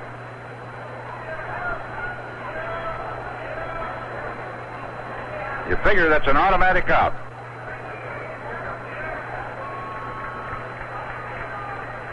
But Hernandez has put him on, and now he faces Taveras with a score 10-7, Pirates. Cubs with 5 runs in the 7th inning. A throw to first base, just as Buckner was ready to break for the plate, anticipating a possible sacrifice by this little right-hander, Frankie Taveras, who's 0 for 3 so far today officially. There's a stretch, the pitch, he takes, and at the ball inside. First he shortened up in the bat, and then it looked for a moment as though he might be going to swing, and Mike Rourke is immediately going out to talk to Hernandez. What do you think that's about, Lou? This I really don't know. He perhaps saw something in Hernandez's delivery. I'm sure Mike, like Willie himself, was not at all charmed with the fact that he did not let Jacoby at least hit his way on, but walked him here in the 8th inning. In the 7th, the Pirates did not score for the first time today. Hernandez from the stretch, fastball, he bunts one out towards the mound, retrieved by Cox, throws to first, close play, and he's got him at first base. Trio taking the throw. And Cox really had to come charging out of there to make the play on Taveras. His second sacrifice of the day. It puts Jacoby in scoring position with 1 out, and now left-hander Omar Marino steps in. He has been on base twice with walks, once with a single, has stolen 2 bases, scored 1 run. He is 1 for 2 officially. Jacoby, pretty good lead at second. Hernandez turns, checks him. Now the kick and the pitch, fastball, he tries to butt, gets it up in the air on the first base side, let it go. Buckner, as it drops, gets away from it, and it goes into foul territory. Marino trying to get on with a surprise bunt. McLaughlin has now joined Dave Roberts in the Cub bullpen. The Cubs were down 10-2. It is now 10-7. The job of Hernandez here is to hold these guys in the 8th inning and see if the Cubs can get a couple of runs off Jacoby. Came on in the 7th inning after Dave Kingman's 2-run homer sent Ed Witts into the showers. Vail doubled, but then Greg Gross flied out or lined out to left field to retire the side. Hernandez with a strike 1 pitch on Omar Marino. With Jacoby at second, 1 away, delivers, checks, it's a strike call. Let her high, 0-2.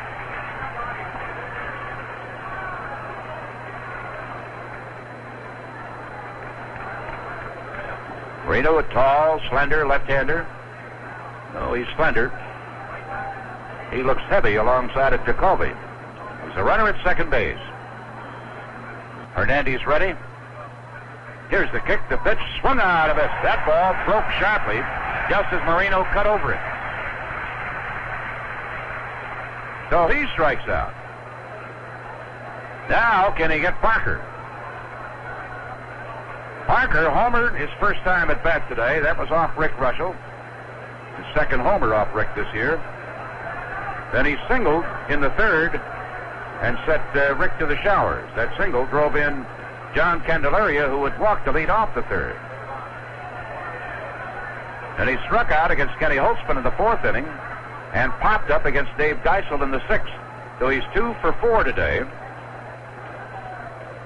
Start of the afternoon, hitting .323, leading the National League. Giant of a man. A superb all-around ball player. The speed, the power, great throwing arm. When they use a cliche, he can do it all. It means exactly that with Parker, and he rips one into right field for a base hit. Jacoby coming around third. They're waving him to the plate. Here's the throw down the third base line. And Cox was very deep in foul territory, tried to lunge out to the line to get Jacoby, and he missed him. Dale, coming over to his left, charged in, picked up the ball, and while it was off target towards the third base line, I don't know, Lou, why Cox was so far into foul territory. No, he could have caught the ball on a shorter hop than the one he took. Had he done that, he'd have made the play at the plate. Because he had the ball, and Jacoby was still about 2 strides away from him, up the line. Jacoby in the standing. Parker, with his third run batted in this afternoon, and his third hit, makes it now Pittsburgh 11 and the Cubs 7. And here's Willie Stargell, who singled, walked, struck out twice. Throw to first to keep Parker close. In addition to his other talents, came in today with 17 stolen bases. Got one in the third inning. That's Parker. Wears the big mask on to protect the eye and the cheekbone. It had that cheekbone fractured. There's a ball into the dirt in a collision with Johnny Stearns, a fine Mets catcher.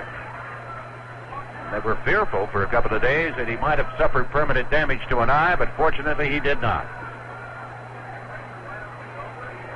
Comes from Cincinnati. A lot of ball clubs shied away from him because of a football injury that he had suffered in high school at Cincy. 1-0 pitch. Stargell, a big swing, and he taps a little foul over to the first base side. Caroms out to the Pirates dugout, or bullpen. With 2 gone, the count on him 1-1. Parker now with his 28th homer today. 3 runs batted in, giving him 110 for the year. Shot at the Triple Crown in the National League. 1-1 pitch. Swung on. Parker Stargell got a piece of that one.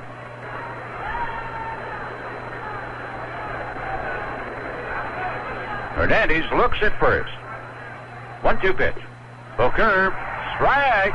Stargell did not hold up, says Paul Pryor. And that retires the side. But they come up with a run as Hernandez walked the pitcher, Jacoby, to lead off the inning. And he was brought in, and following a sacrifice and a 2-out single by Parker. The only hit of the inning.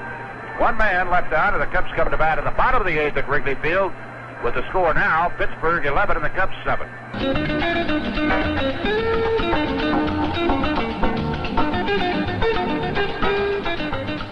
I think that Parker had been on a streak last 25 games, including this one now. He's hitting about .420. Well, let's see if the Cubs can continue the rally that they had in the 7th inning. Jacoby came on and yielded a harmless double by Vail, because that double followed a home run off the bat of Kingman. Then got pinch hitter Greg Gross and a drive to left field hauled in by Bill Robinson to retire the side.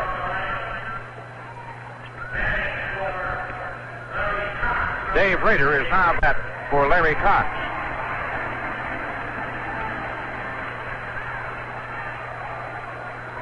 Reason being, he's a left-handed hitter. It has not been a good year offensively for Dave. His batting average is considerably below what he had expected it to be, or what his lifetime figures would indicate. He starts today batting only .197. with 55 hits.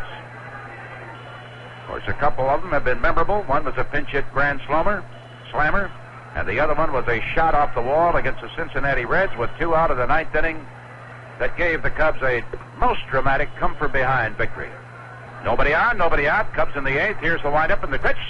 Swung on, ground ball, goes to the shortstop, Taveras. He's up with the peg. Rader is out by 2 steps. 1 gone at the bottom of the 8th, and Jerry White, who led off the 7th inning by drawing a base on balls. Steps in. Well, officially, Jerry has not yet been to the plate today.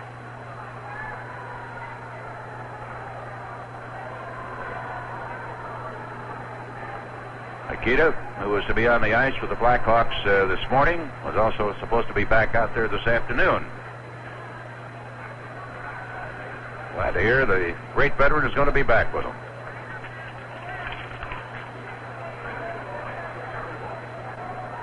Jerry White batting left-handed, but the base is empty. Garner has come up to the edge of the infield grass where it's cut away at third. And here's the windup of the pitch. Sidearm fastball, sinks outside of the knees.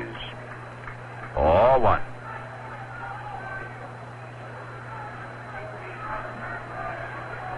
Pirates with a dozen base hits, 4 home runs. The Cubs with 8 hits, 2 homers. There's a swing and a line shot into left field. Jerry White drills one the opposite way, and with 1 out. The hitter is going to be Larry Bittner. As a pinch batter, Larry is hitting .333 and has batted in 11 runs in a pinch hitting role this year. For the season, his batting average .258. With 4 homers and 49 runs batted in. A sharp opposite field line single for little Jerry White.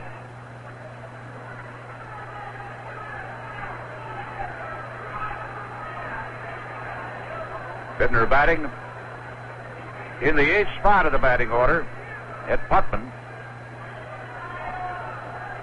I'm sorry, I got that one wrong. Batting in the 9th spot, and Ivan De Jesus due up next. He takes that, it's a strike. Murray questioned Pryor on that one a little bit. He thought that should have been a ball. Stargell playing way off the bag at first, and is right in front of De Jesus. White, who has a pretty good lead on the baseline behind him. And Jacoby's next one is a ball a little low. Ball 1, strike 1. He throws that sinking fastball. Shadows edging out now towards the pitcher's mound. Here's the stretch and the pitch. Bittner swings, a shot into left field, but it should be hauled in by Robinson. He's there, and he's got it. Jerry gets back to first base. There are 2 gone in the Cub half of the 8th inning. That will bring up De Jesus. On today, 1 for 4. Singled in the 3rd. Scored on Buckner's 2-run homer. Buck's 4th homer this year, and half of them have come against the Pirates.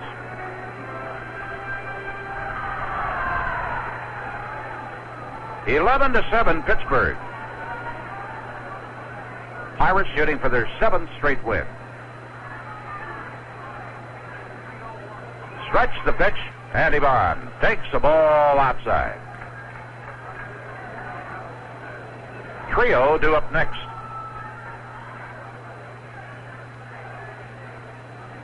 Cubs with 2 runs in the 3rd and 5 in the 7th. 1-0 delivery.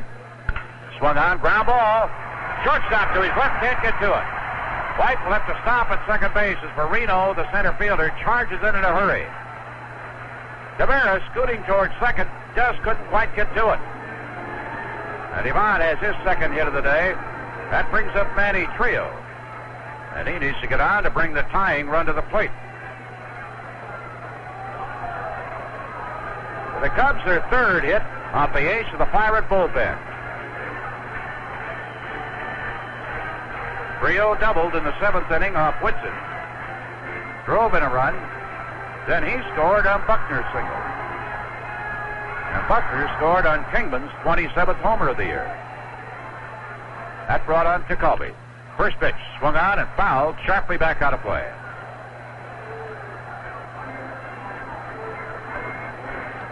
Pirates winners of 17 out of their last 22 ball games. Continue to put pressure on Philadelphia.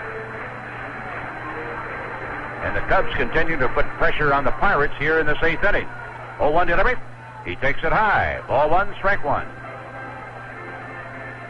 You know that the Cubs have the Phillies rooting for them up in Montreal, where they are scheduled to play the Montreal Expos tonight.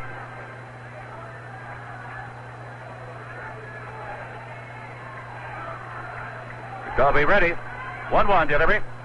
Swung on and fly ball. Marino coming in at center, calling for it, pounds the glove, makes the catch in shallow center, and that kills off the 8th inning. No runs, 2 hits, 2 men left on. At the end of 8, the Pirates come to bat. They still lead 11-7.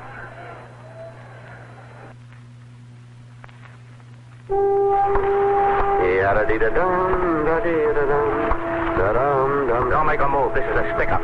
Mister, put down that gun. Shut up. I said this is a stick-up. Your money or your life.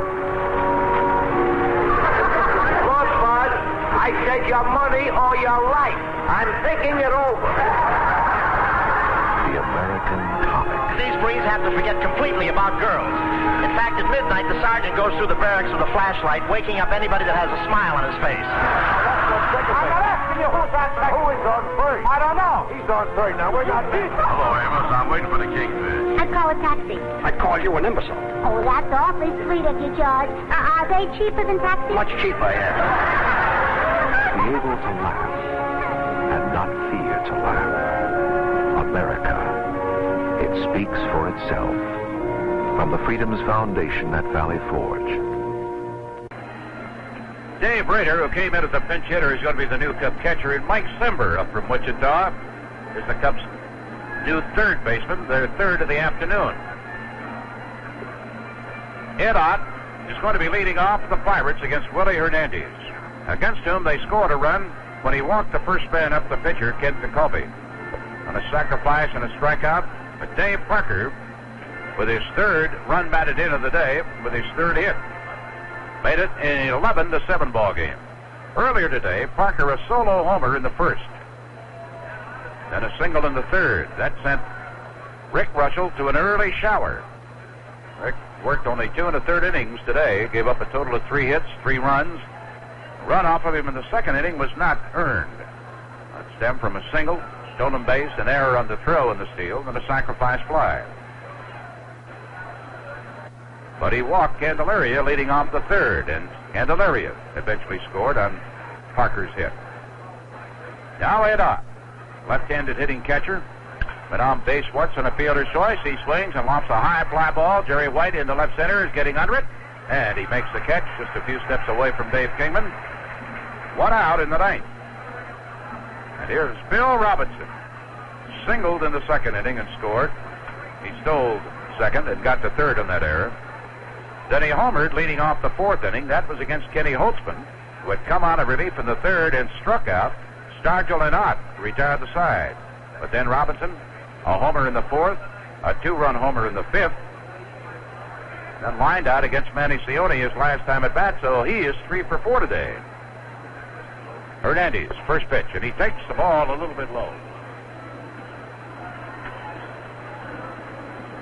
Pirates in the bright yellow uniforms today. Seen a lot of them on the bases. He swings on that pitch and lifts a fly ball. Vail coming on. He can't get to it. It drops in front of him for a base hit. Couldn't get to it in time. Gives Robinson his 4th hit of the day and 5 at bats.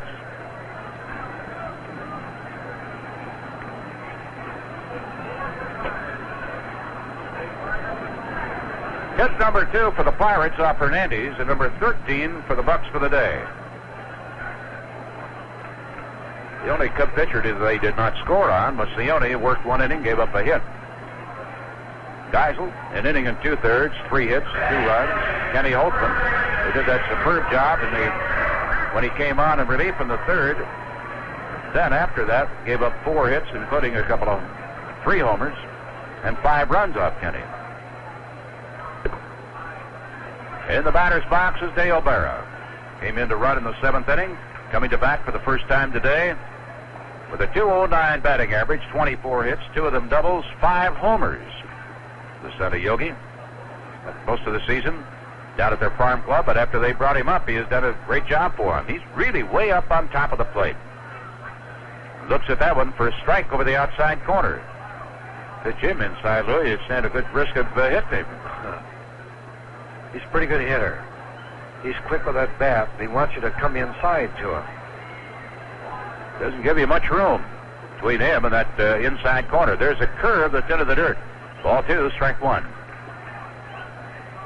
Not as big as his father. Shoulders or chest. 1 out, runner at first. Hernandez checks him.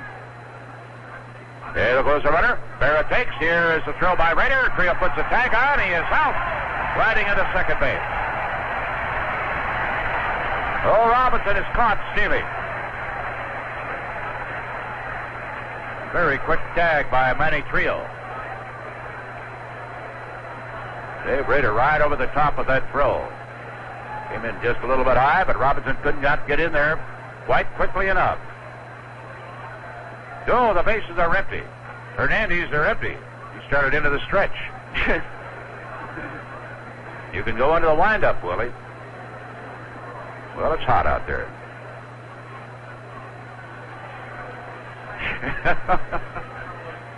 He's still going to work from the stretch. What's going on here? The heat gotten to him? There's nobody on base. Means you can wind up. Okay, he says, I'll wind up. Here's the 2-2 pitch. Swung on, and he bounces it foul. Into the Cub dugout behind third. Late in the season, and a hot day. You're not supposed to have this kind of heat here in September. 2-2 the count on Dale Berra. Right-handed hitter. Bends low with a plate from the waist, and he looks at strike 3 to retire the side. Hernandez gets his third strikeout in 2 innings of relief. No runs, 1 hit, nobody left on. And the Cubs come to bat at the bottom of the 9th inning with Pittsburgh leading 11-7. Getting a little repair work done on the glove of Willie Stargell by Tony Barterome, the veteran Pirate trainer. And Bill Buckner, who has a double, a 2-run homer, a single, 2 runs scored, 4 runs batted in, is going to lead off the 9th inning. Willie Hernandez was getting a pretty good ribbing from his teammates when he got into the Cub dugout after that half inning. We're trying to pitch from a stretch with the bases empty.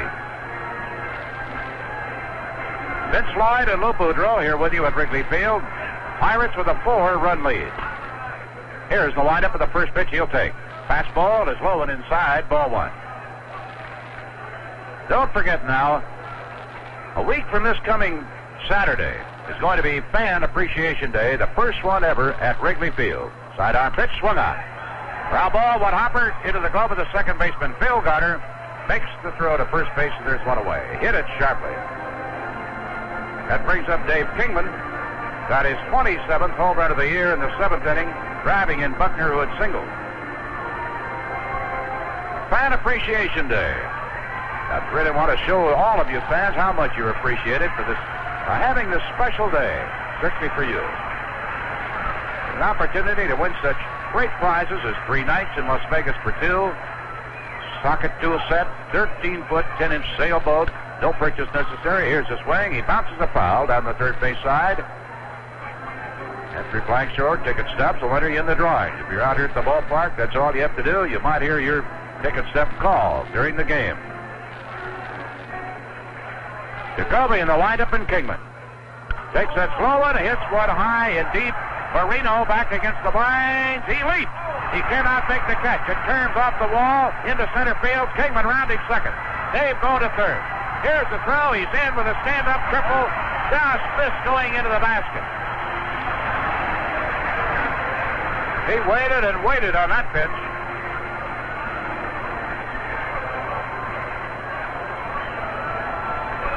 Didn't quite get it solidly with that bat. Marino went way, way back, leaped as high as he could, about 375 feet away.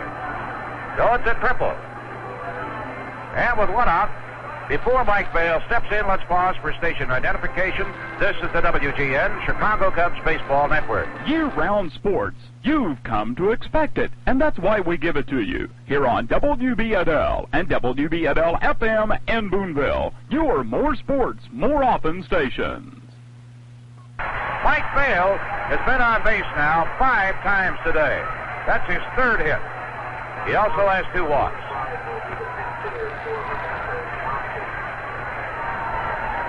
Scott Thompson is going to pinch hit now for Hernandez.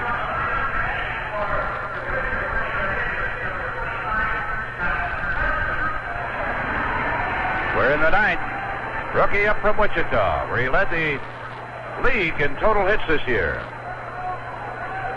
Did not show power. And with the Cubs, he is 3 for 8 with 2 runs batted in. Tall, slender left-hander.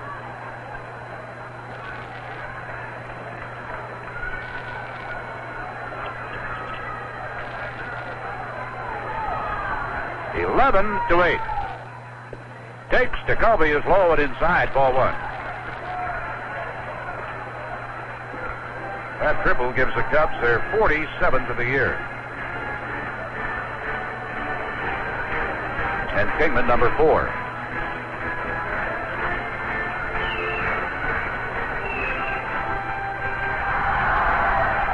He can get on.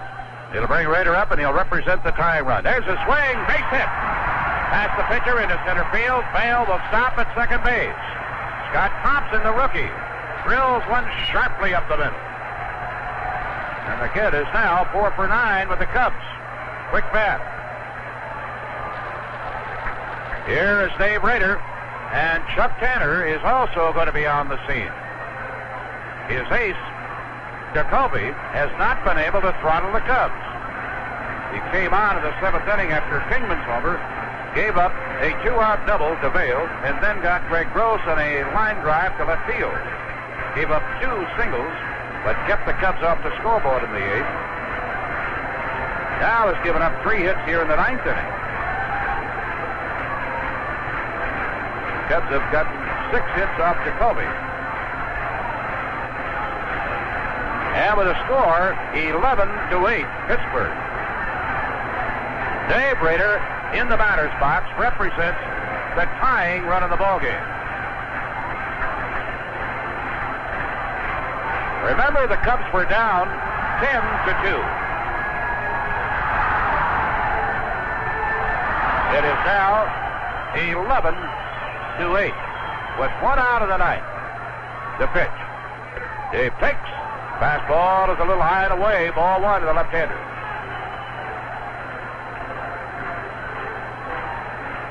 The 8th inning, he grounded out to the shortstop at the pinch hitter. Jacoby checks the runner at second. The pitch. This is inside. Ball 2. Tanner is a right-hander and a left-hander throwing these bullpen. Candelaria, lifted after working 6 innings today, left the ball game with a big 10-2 lead. 2-0 pitch. He takes ball 3. Fastball low and inside. And it is nervous time in the Pittsburgh dugout. Each team with 13 base hits. 3-0 pitch coming up to Rader with 2 men on. Here it is. He takes ball 4 outside to load him up.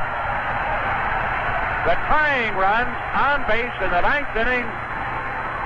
And Jerry White represents the winning run. Dave Rader will be lifted now. And Rodney Scott will run for him at first base. And Tanner again coming out of the dugout. That is all for his relief ace, Kent Jacoby, who has given up a triple, a single, and a walk in this 9th inning. Leaves with 1 out. The score, Pittsburgh 11, the Chicago Cubs 8.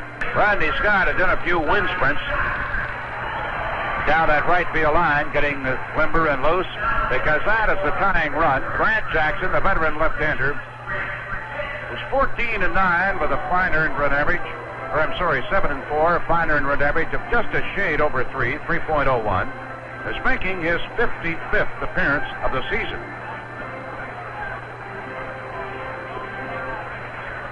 He has finished 24 ball games in which he has been in this year. Jerry White due to bat against him with 1 out. And Bruce Sutter is now throwing in the Cub bullpen. Joe Jacoby, who came out of the 7th when Ed Whitson was rocked hard, gave up 5 runs in 2/3 of an inning. And Jacoby unable to mop it up. First pitch. He's very, very high. Mile high for ball 1. And the crowd loves it. It was 10-2 Pittsburgh. Going into the bottom of the 7th. There's a strike call. And Jackson looking absolutely calm and composed. Rear back and place it right where he wanted it. Here's the windup by the left-hander, the pitch. Swung on at a high pop-up. Willie Stargell, the first baseman in foul territory. Infield fly rule is called as he steps across over to the infield side of first base. And there are 2 gone. 1 run is scored in the 9th. And Kingman's double that just missed being a homer. He came in easily on Bale's 3rd hit of the day. Davy Johnson, who was used every day after the Cubs first got him from the Philadelphia Phillies, and since then has been kind of the forgotten man, is coming in to pinch hit. 1 for 3 for the veteran. And, of course, you can't help but remember that with Philadelphia, he had a grand slam home run as a pinch hitter earlier this year.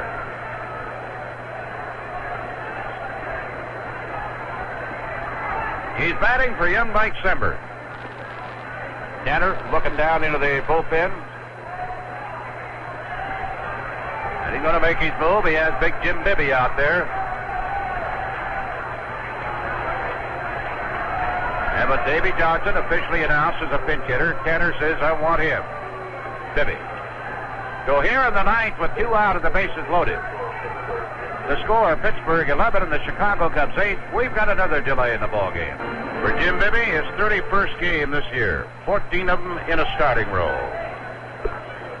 He's 8-7. The 1-loss column with an earned run average of 3.59. And if he can get this final out without the Cubs tying up the ball game or winning it, he would get his first save of the year. And whatever happens here, the Cubs have continued to storm back. Question is, can they come back all the way? They are still down by 3 runs with the bases loaded. Veteran Davy Johnson stepping in. Has 2 home runs for the Cubs this year. 4 for the season. Each team with 13 base hits. So this big right-hander starts the windup of the pitch. Fastball for a strike. And I mean, he blew one by it, right at the letters. You could hear that one pop. And Davy may not have even seen it. Here's the windup by Bibby, and the pitch. A little low with that fastball, 1-1.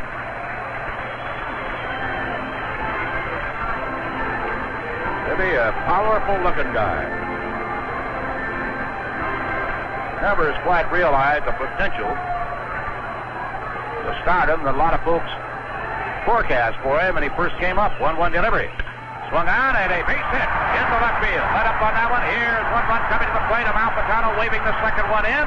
It is now Pittsburgh 11 and the Chicago Cubs 9 as Davy Johnson drills a 2-run single.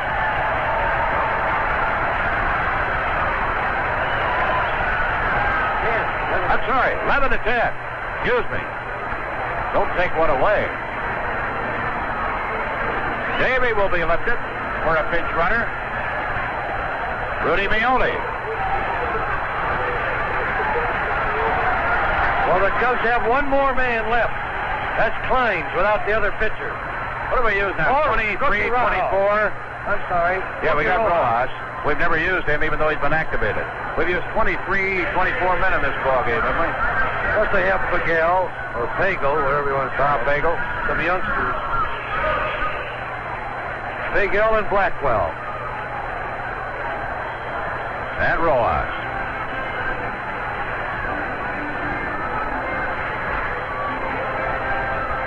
Well, Davey, as Bibby on the 1-1 pitch did not fire that blazing fastball that he had thrown by him in the first pitch, Davey belted one through the left side, driving in 2 runs.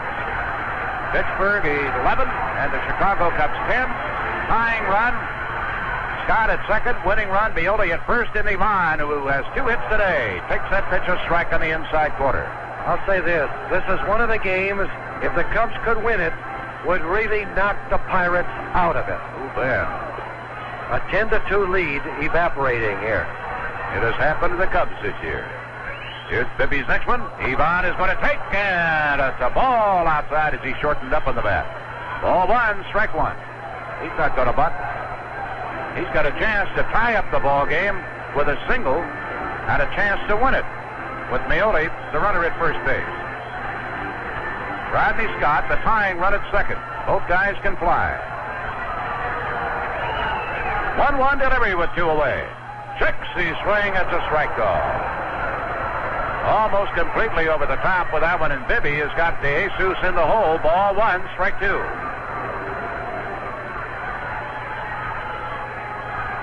Three runs have come across in this 9th inning. The Cubs scored 5 in the 7th. Here's a stretch by the big right-hander, and the pitch. Runners go. He swings, and a big hit past the third baseman. Here comes a tying run. Bioli coming around third. He is held up. Jesus goes to second, then throw to third. He is tagged out by Dale Berra. Bioli was coming well up the line. Amalfitano put the brakes on as the left fielder, Robinson, got that ball. And Amalfitano did not want him to try to score the winning run. So he was well up the line after making the turn. And the throw into third base to Dale Berra, grabbed it in foul territory, came down with a tag, and Bioli, with a lunge back into the bag, could not get there in time. And what a way to end the 9th inning. But the Cubs have tied it up. 4 runs. That for De Jesus, his 3rd hit of the afternoon. 5 hits in the inning. 1 man left out. We go into the 10th. And a most amazing comeback by the Cubs, who were down 10-2. It is now 11-11. What can we do for you today? We can save you money. At Hendrickson and Sons. In fact, right now, we can save you more money on a new Chevy than ever before. It's National Chevy Week all over America, and it's sell down 78 at Hendrickson and Sons. Now, that means we've got all our 78 Chevy cars and trucks priced to move fast, the lowest prices ever. But if it takes even further reductions to move them out, hey, we're willing. Just make us an offer during sell down 78. And be sure to investigate the all-new 79 Monza during National Chevy Week at Hendrickson & Sons. Because, believe it or not, we can sell you a 79 Monza for less than a comparably equipped 78. That's more car, more kicks, and less money. National Chevy Week and sell down 78 at Hendrickson & Sons. We can save you money. What can we do for you at Hendrickson & Sons? Hey, what if we're right for you and you don't even know it? It's sell down 78 all during National Chevy Week at Hendrickson & Sons. Highway 62 between Chandler and Boonville. So many times this year, the Cubs have frittered away big leads. And so many times they have come from behind. And that's what they've done here today. They were down 10-2. It is now 11-11. Vince Lloyd and Lou Boudreau, we're going into the 10th inning. The Pirates coming to bat. Lou. And the Cubs have their ace on the mound, Bruce Sutter, and he will face Gardner, and then perhaps a pinch hitter. First pitch to Gardner is a strike call.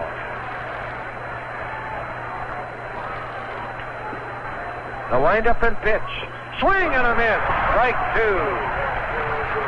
Cubs 11, Pittsburgh 11. Scott at third, De Jesus at short, Trio at second, Buckner at first. Scott is the 4th third baseman used today at that position. And Blackwell doing the catching. Swing and a line drive, left field. Kingman coming in. He has it. 1 out. Blackwell is the third catcher used behind the plate. Now, we're going to get a pinch hitter. Dave May is the pinch hitter. He's a veteran, and he just joined the Pittsburgh Pirates September the 14th. Left-handed hitter. First pitch by Suter. Strike called, a beauty. May is a veteran. Played with Baltimore for 2 years. Went to Rochester, came back to Baltimore, swinging a tap down the second baseman. Trio charges, has it, goes to first, 2 out. Ended up his career in the American League at Texas.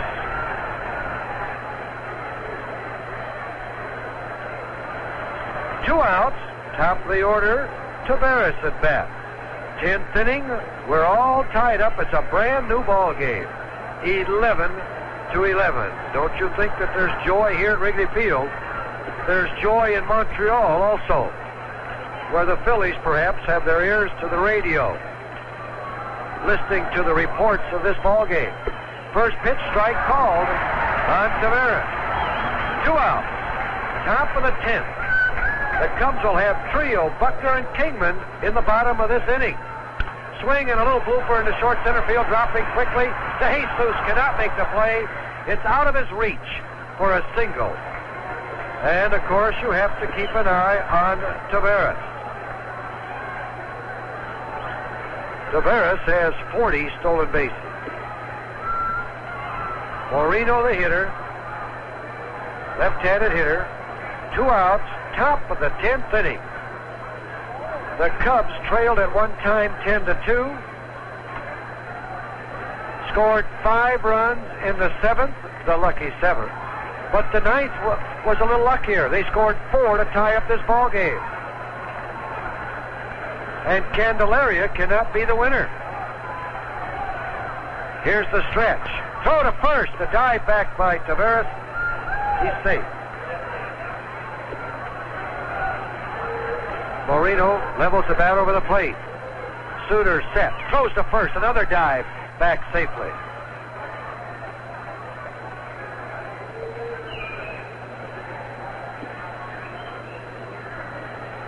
Buckner talking to Suter now as to how they want to try to pick Taveras off first or keep him close to that bag.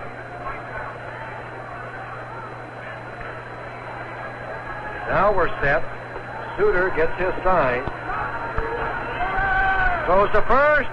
And the tag put on a little late. Taveras is back safely.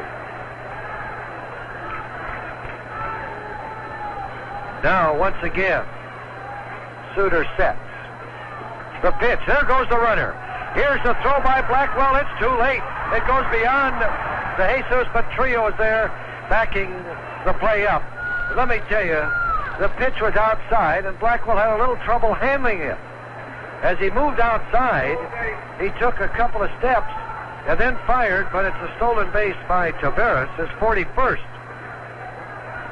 And the lead run is on second now with 2 outs. The count of ball 1 to Omar Moreno.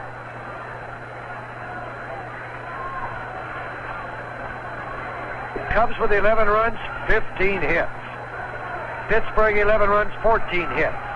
Here's the 1-ball pitch now to Omar Moreno. Swing and a miss on that split finger forkball that's breaking very low. 1-1 to count. Cubs playing straight away. Suter checks the runner at second. 1-1 pitch. Swing and a miss. Strike 2. 1 ball, 2 strikes on Moreno. Scott deep at third. DeJesus deep at short. Trio deep at second as Buckner's deep at first. Infielders want to knock down this baseball. Do not let it get behind you into the outfield. Taveras with the lead at second. Here's the pitch. Swing and a miss. He gets Marino. Striking him out for the third out in the 10th inning. So with the score tied, the Cubs coming to bat. In the bottom of the 10th inning, Cubs 11, Pittsburgh 11. Channel 7 races into space this fall, and it all begins today at 3:30 as Battle of the Planets launches its new science fantasy series, followed by every Trekkie's favorite, Star Trek at 4. Then Mary Tyler Moore kicks off another season with Lou, Ted, and Murray. Don't miss the Mary Tyler Moore Show at 5. For a full hour of world and local news, stay tuned to Channel 7 for ABC World News tonight at 5:30 and Eyewitness News at 6, premiering this week with newsman Bill Fitzgerald and Ann Comas in key anchor positions, along with John Burett at the sports desk. Then it's the dating game at 6:30, followed by the slap-happiest gang of merrymakers on Happy Days at 7, Laverne and Shirley at 7:30, and the oddest triangle on TV, Three's Company at 8. Ever wondered what it's like driving a cab in New York City? Find out tonight on Taxi at 8:30. Then join the happy-go-lucky crime-fighting team of Starsky and Hutch at 9. And for a report of the major events of the day, stay tuned for Eyewitness News with Bill Fitzgerald, Ann Comas, and John Buren at 10 on Channel 7. Pirate pitcher Odell Jones on the mound. With Pittsburgh last year, he won 3, lost 7. Had a 5.08 earned run average. He's only had those 2 years with the Pirates, 75 and 76. He was brought up in 75. So the youngster on the mound, which indicates that the Cubs have the better of the pitching right now, but one never knows. All we need is one little run.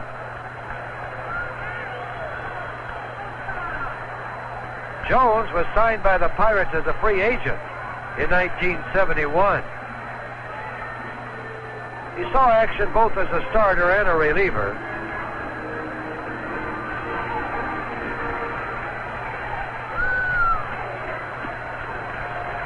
He spent the entire 76 season with Charleston, Triple-A ball club. So now the Cubs will send Manny Trio, then Buckner, and then Kingman. 11-11. And Berra is really guarding that third base line. He's only about 2 feet off of the line. At third, playing shallow. First pitch by Jones. High, ball 1.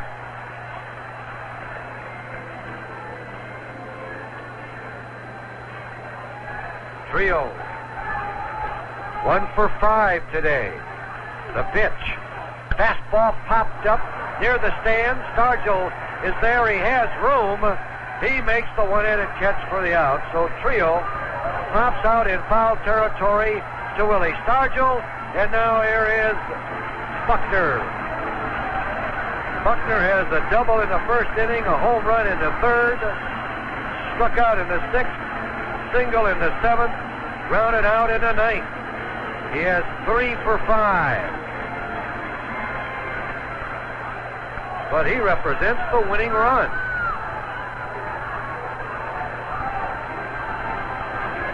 Once again, Stargell, the first baseman, and Berra, the third baseman, guarding those lines.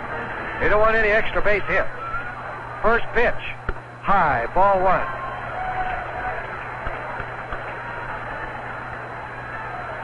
Outfield playing very deep. Parker's very deep in right. Marino deep in center. Here's the ball 1 pitch by Jones. It's outside, ball 2. We're in the last of the 10th inning at Wrigley Field. Action galore, hits galore.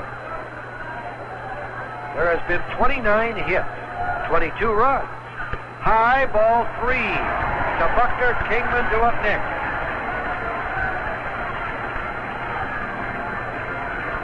Now Taveras, whose front of his uniform is, looks like it's all mud, goes in and has a few words with his pitcher, Jones.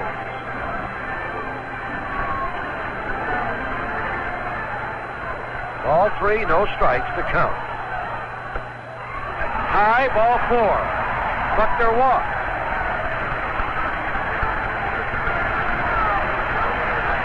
Dave Kingman, the hitter.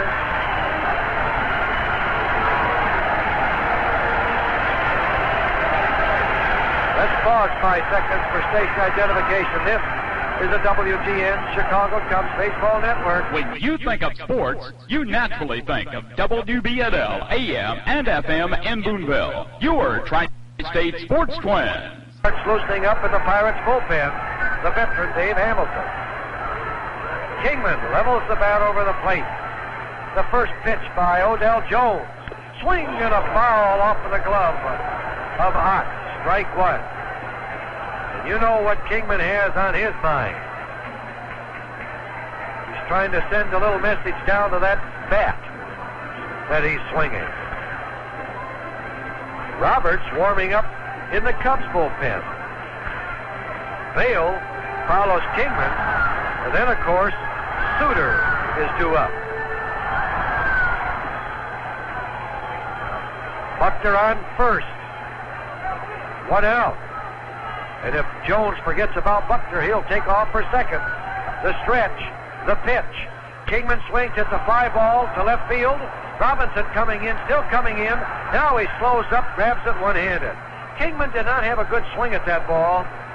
Jones let up on it, and he actually hit it one-handed. It's going to be up to Vail. And this fellow has 3 for 3 to go along with 2 walks in this ball game. Buckner with the winning run at first base.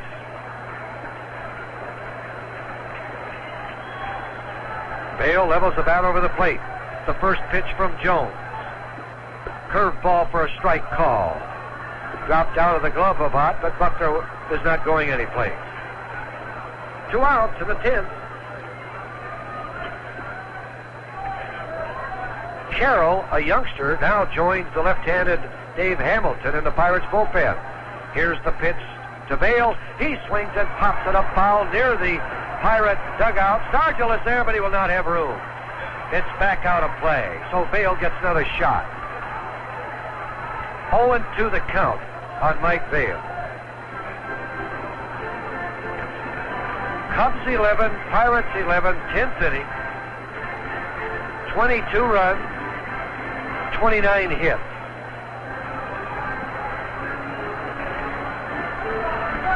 About 10 or 11 based on balls. The pitch to Vail. Popped up near the stands. Stargell there, backing up towards the stands. He makes the great one-handed catch, moving away from the infield. So Stargell closes out the Cubs' 10th inning with that fine catch off Mike Vail. And in the 10th inning, no runs, no hits, 1 walk, 1 man left on base. So this game moves to the 11th inning with the Cubs 11, the Pittsburgh Pirates 11. Hello, this is Ralph Nader. How many times have you wanted information about a consumer or community problem only to find that there is no place to turn for an answer? I have compiled a listing of 18 federal government toll-free hotlines that you can call direct at no charge. These hotlines provide information on a wide variety of topics, including automobile defects, household and job safety, solar energy, educational grants, veterans and tax matters, and many other concerns of people.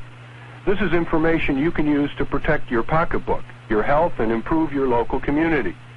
For your copy of these toll-free numbers, send a self-addressed stamped envelope to Hotlines, Box 19404. That's Box 19404, Washington, D.C., 20036. Take advantage of the government services that you're already paying for. Thank you. We are now going into the 11th inning. In extra inning affairs this year, Pittsburgh, 9 wins, 8 losses. The Cubs, 12 wins, 6 losses. And Dave Parker, who homered a few hours ago in the first inning off starter Rick Russell, steps in. He singled in the 3rd, struck out, popped up, singled.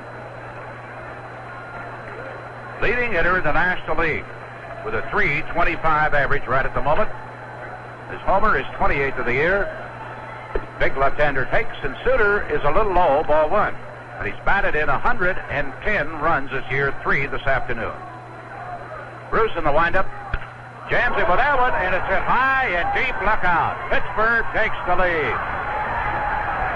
Tried to jam him, got it just a little bit too far away, and he parks one deep into the bleachers in right field. It is now 12-11 Pittsburgh.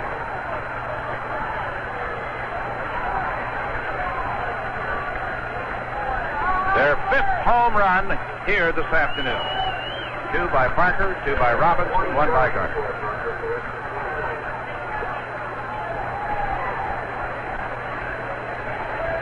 Can't make the slightest mistake on that guy, the way he is swinging that bat. Here's Stargell. Takes it high. Ball 1. Sitter, who used to be so stingy with those home runs, has now given up 10 this year. 1-0 pitch. Goes that split finger breaking ball, and it's a little low, 2-0. Each team now with 15 hits for the day. There's a swing and a miss. Stargell tried to put one out of here. Ball 2, strike 1.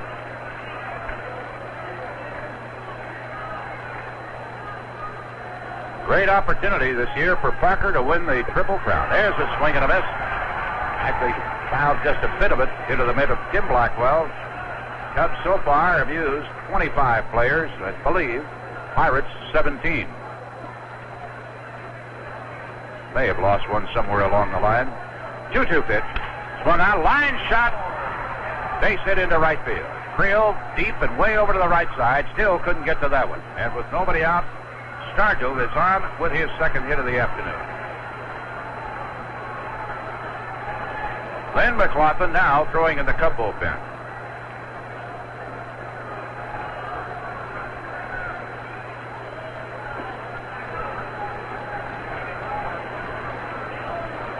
Ed Ott stepping in. Hit was so far today, but reached once on a fielder's choice and scored, and he fouled. Tips that first pitch was right up in his eyes. He has struck out twice today. Officially is 0 for 5. This is next one. He swings and misses, and that one exploded on him. 0-2.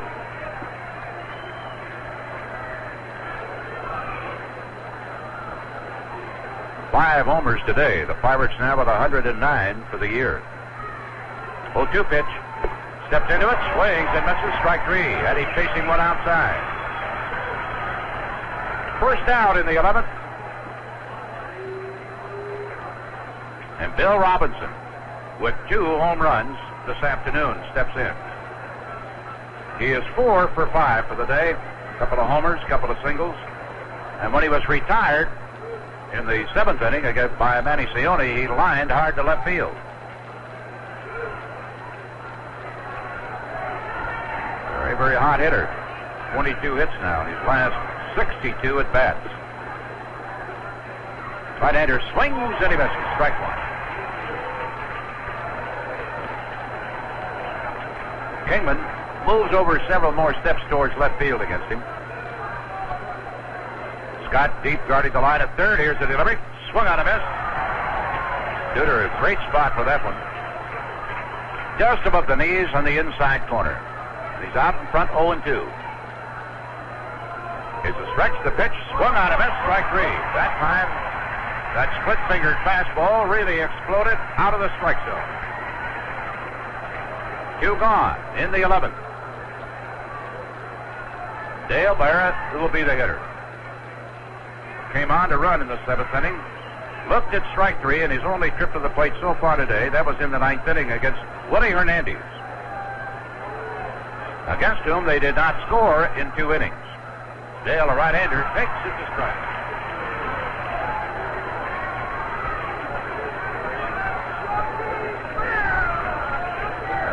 Oh, and 1 count. Here it is. Slots a little foul ball. Back on the line of the plate in third. 0-2.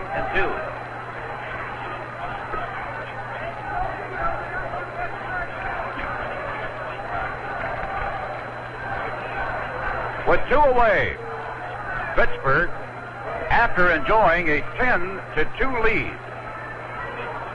The Cubs come up with 5 runs in the 7th inning, and then 4 more in the 9th to tie it. But now, the second home run of the day off the bat of Dave Parker has propelled Pittsburgh into a 1-run lead here in the 11th. Runner on at first to pitch. Runner goes. He swings to the hit and run, bounces it foul. Back on the third base side, Karams out to Dave Rader, doing the catching in the bullpen now, if and when McLaughlin does any throwing. The Cubs have used 25 players. They are too shy of tying the record for a number of players used in an extra inning ball game. Bruce ready. 0-2 pitch.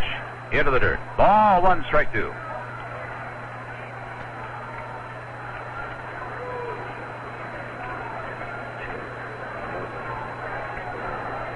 Suter ready. Runner goes. It's ball too high. Here's the throw. Bouncing to Trio, but Stargell comes up a little short with a slide, and he calls time. brings a laugh from second base umpire. As he came bouncing up on his feet and was called out, he immediately said, time. That retires the side.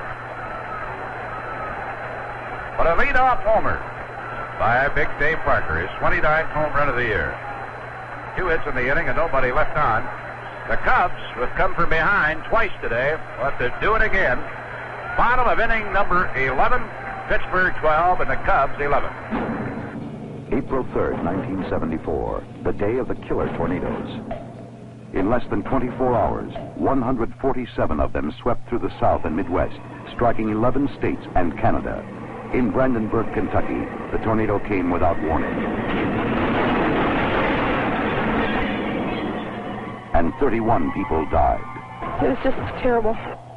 The same in Xenia, Ohio. Again, there were no sirens to sound, and 33 people died there.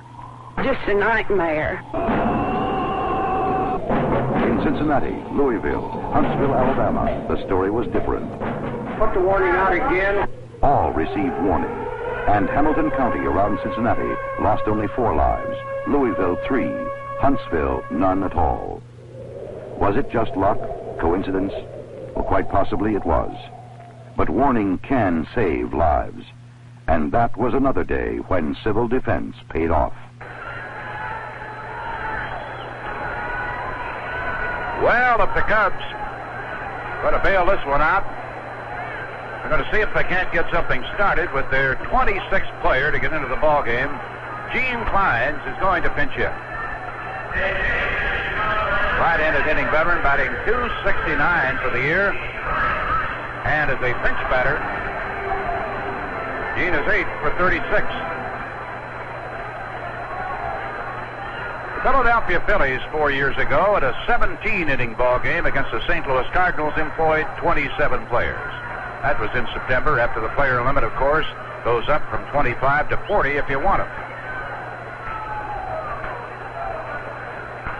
Odell Jones, without a record in the one-loss column this year, starting his second inning of relief. Tall, young right-hander. Gave up a harmless walk to Buckner in the 10th inning. Wind up in the first pitch. Gene, a former Pirate, takes it high, ball 1. Unless the Cubs can bail it out, Suter is going to wind up with his 9th loss after 8 wins.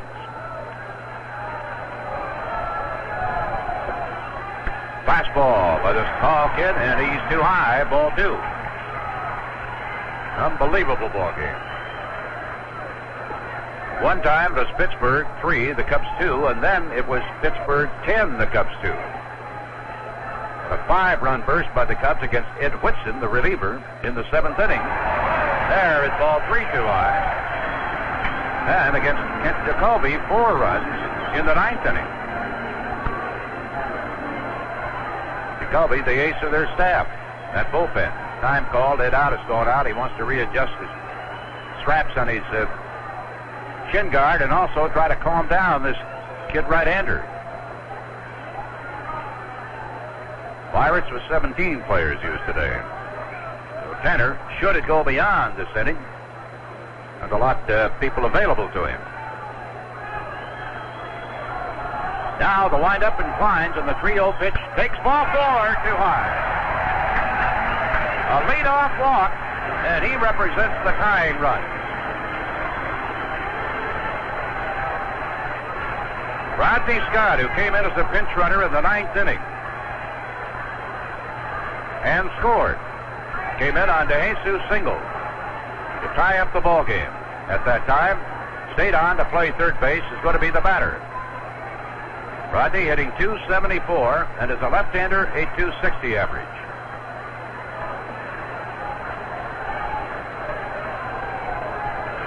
Odell Jones from the stretch. He's going to bunt. Takes a strike, a fastball right at the letters. He thought that was a little high. Jerry White is due up next.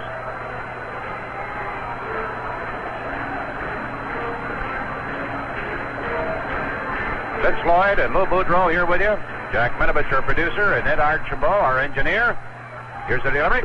He takes another strike, a fastball. Had the bat out there like he was going to sacrifice, and that one looked like it was a perfect pitch. But he did not offer at it.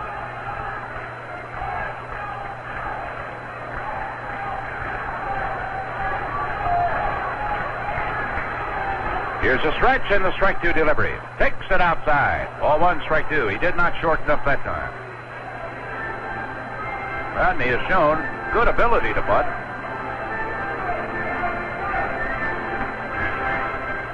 But he's in the hole with a count of ball 1, strike 2. Kleins edging away to a pretty good lead. Jones delivery. Takes strike 3 over the outside corner. He gambled and lost with plate umpire Paul Pryor. Oh, man, that hurts. Kleins is still on at first base. Not only did he not sacrifice him over, but he is caught looking at strike 3. And that really hurts. Here's Jerry White.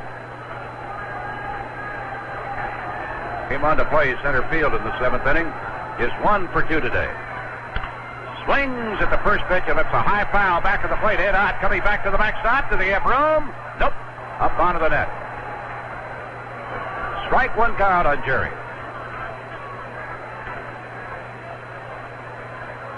Man, oh man. Down 10-2. And wind up in the 9th inning, tying the ball game with a 4-run rally. But Dave Parker's home run, leading off the 11th inning of Bruce Sutter, has given the Pirates a lead by a run. 12-11.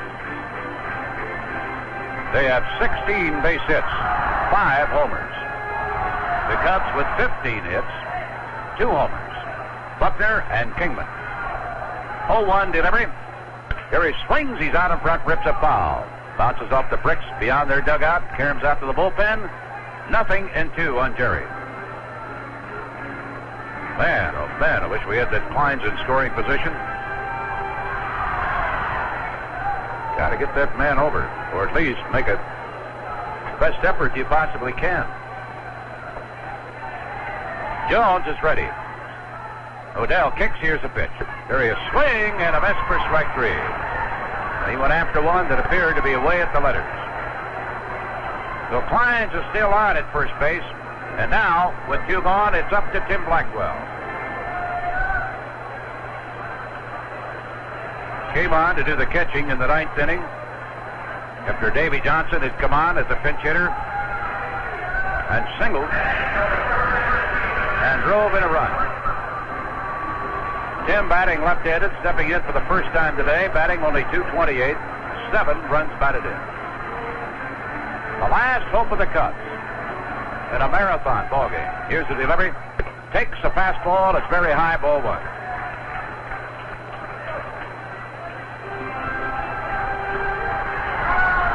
Young Odell Jones in his 2nd inning of relief. That's this year with him in the minors. With him early in the season. Here's the delivery. Takes another ball, high and away, a fastball. Ball 2, no strikes. A 5-run Cub rally in the 7th, highlighted by Dave Kingman's 27th homer. A 4-run rally on 5 hits in the 9th inning. Buckner today has batted in 4 of the Cub runs. Now they need another hit and another run to stay alive. 2-0 delivery. Blackwell takes ball 3 outside.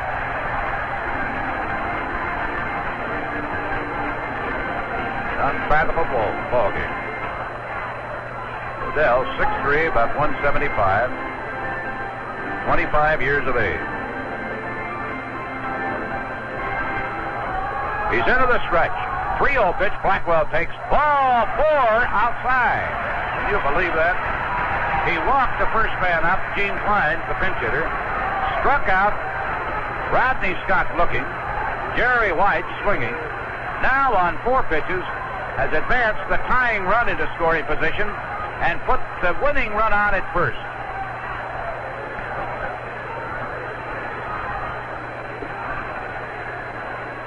Trudging on to the mound again, Mr. Optimism, their manager, Chuck Tanner. Comes from the state of Pennsylvania, doesn't live too far away from Pittsburgh. Newcastle, Pennsylvania is his home. Spent some time as a ball player with the Braves when they were up in Milwaukee, and missed being in the World Series with them because of military duty. Then a little bit of time with the Chicago Cubs. Managed the Oakland A's, the White Sox, now at Pittsburgh. Charlie Finley sent Chuck Tanner to the Pirates for Manny Sanguillen and $100,000.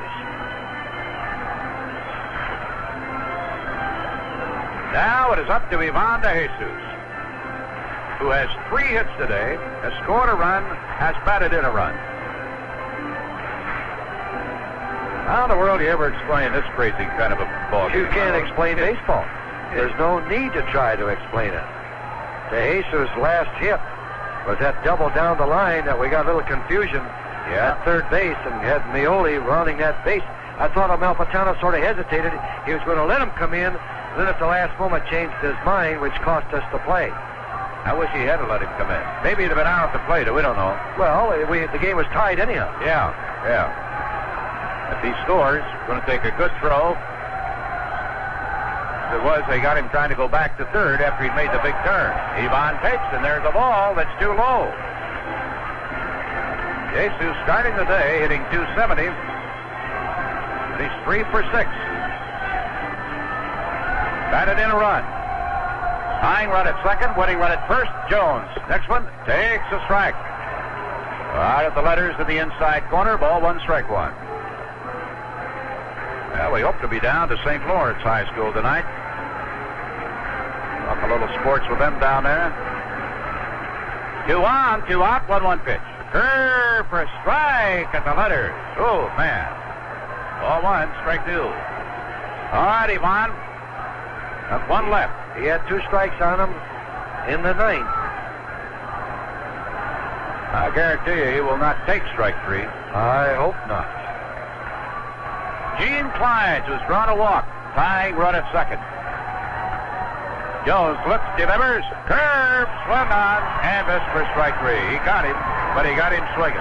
2 walks, 3 strikeouts in the 11th inning, and the final, the Pittsburgh Pirates in 11 innings defeat the Chicago Cubs 12-11.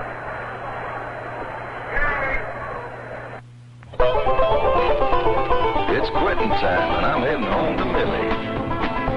She's an armful of hug, better watch your step, makes gravy like ambrosia lady. She takes care of me, makes my life sweet and easy. One good woman doing the job of 2. Come payday, I take care of Millie buying U.S. savings bonds. We don't miss it when they take it that way. I bring home a big chunk of my pay, but that little bit that I leave growing is getting right, getting ready to put the kids through the college thing. Take me and Millie on a real big fling, or even fix your kitchen, darling. United States savings bonds make life sweet and easy, but every little dollar does the job of 2, taking care of the country and a woman too. Help yourself and your country by U.S. savings bonds. Look out, Millie. When the time comes, you're going to be amazed.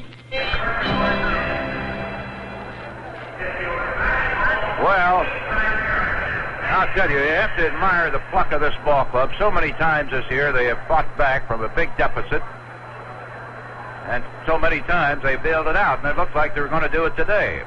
But who would think when you have the rookie Odell Jones coming on after their race. Jacoby couldn't do the job for him. And he would get the win over the Cubs ace in the bullpen, Bruce Sutter. But that's what happened. The Bucks 12 runs on 16 hits, 6 left. The Cubs 11 runs, 15 hits, 11 left. Committed the one error, the only error of the ball game. And Sutter is now a loser for the year, 8-9. That's the first decision for Odell Jones. And it only took 3 hours and 50 minutes. There again, their power told the story, Lou. This is right. They kept more baseballs in the park than we did. If you want to recap this ball game, you could be here for a couple of hours. It was just one of those games, a great comeback by the Cubs, and that last half inning, which usually is the advantage to the home club, was ours, but we just couldn't take advantage of it. And here's the youngster coming in. He walked 2 in the 11th, but he struck out the side. So you got to give him a lot of credit.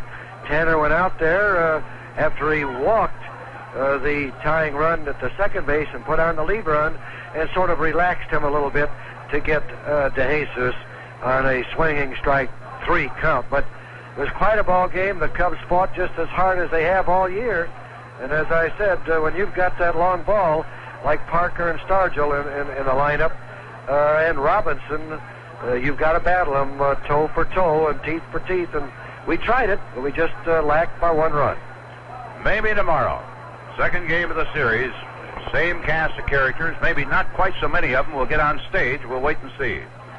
But in 11 innings today, the Pirates will win 12-11 at this point. They are only a game and a half behind the Philadelphia Phillies, who now play the Montreal Expos in Canada tonight. Our broadcast this afternoon brought to us by WBNL, WBNL-FM, and by our participating sponsors. We hope you're enjoying Chicago Cub baseball once again on the Tri-State's #1 sports stations, WBNL, WBNL-FM, Boonville, Indiana.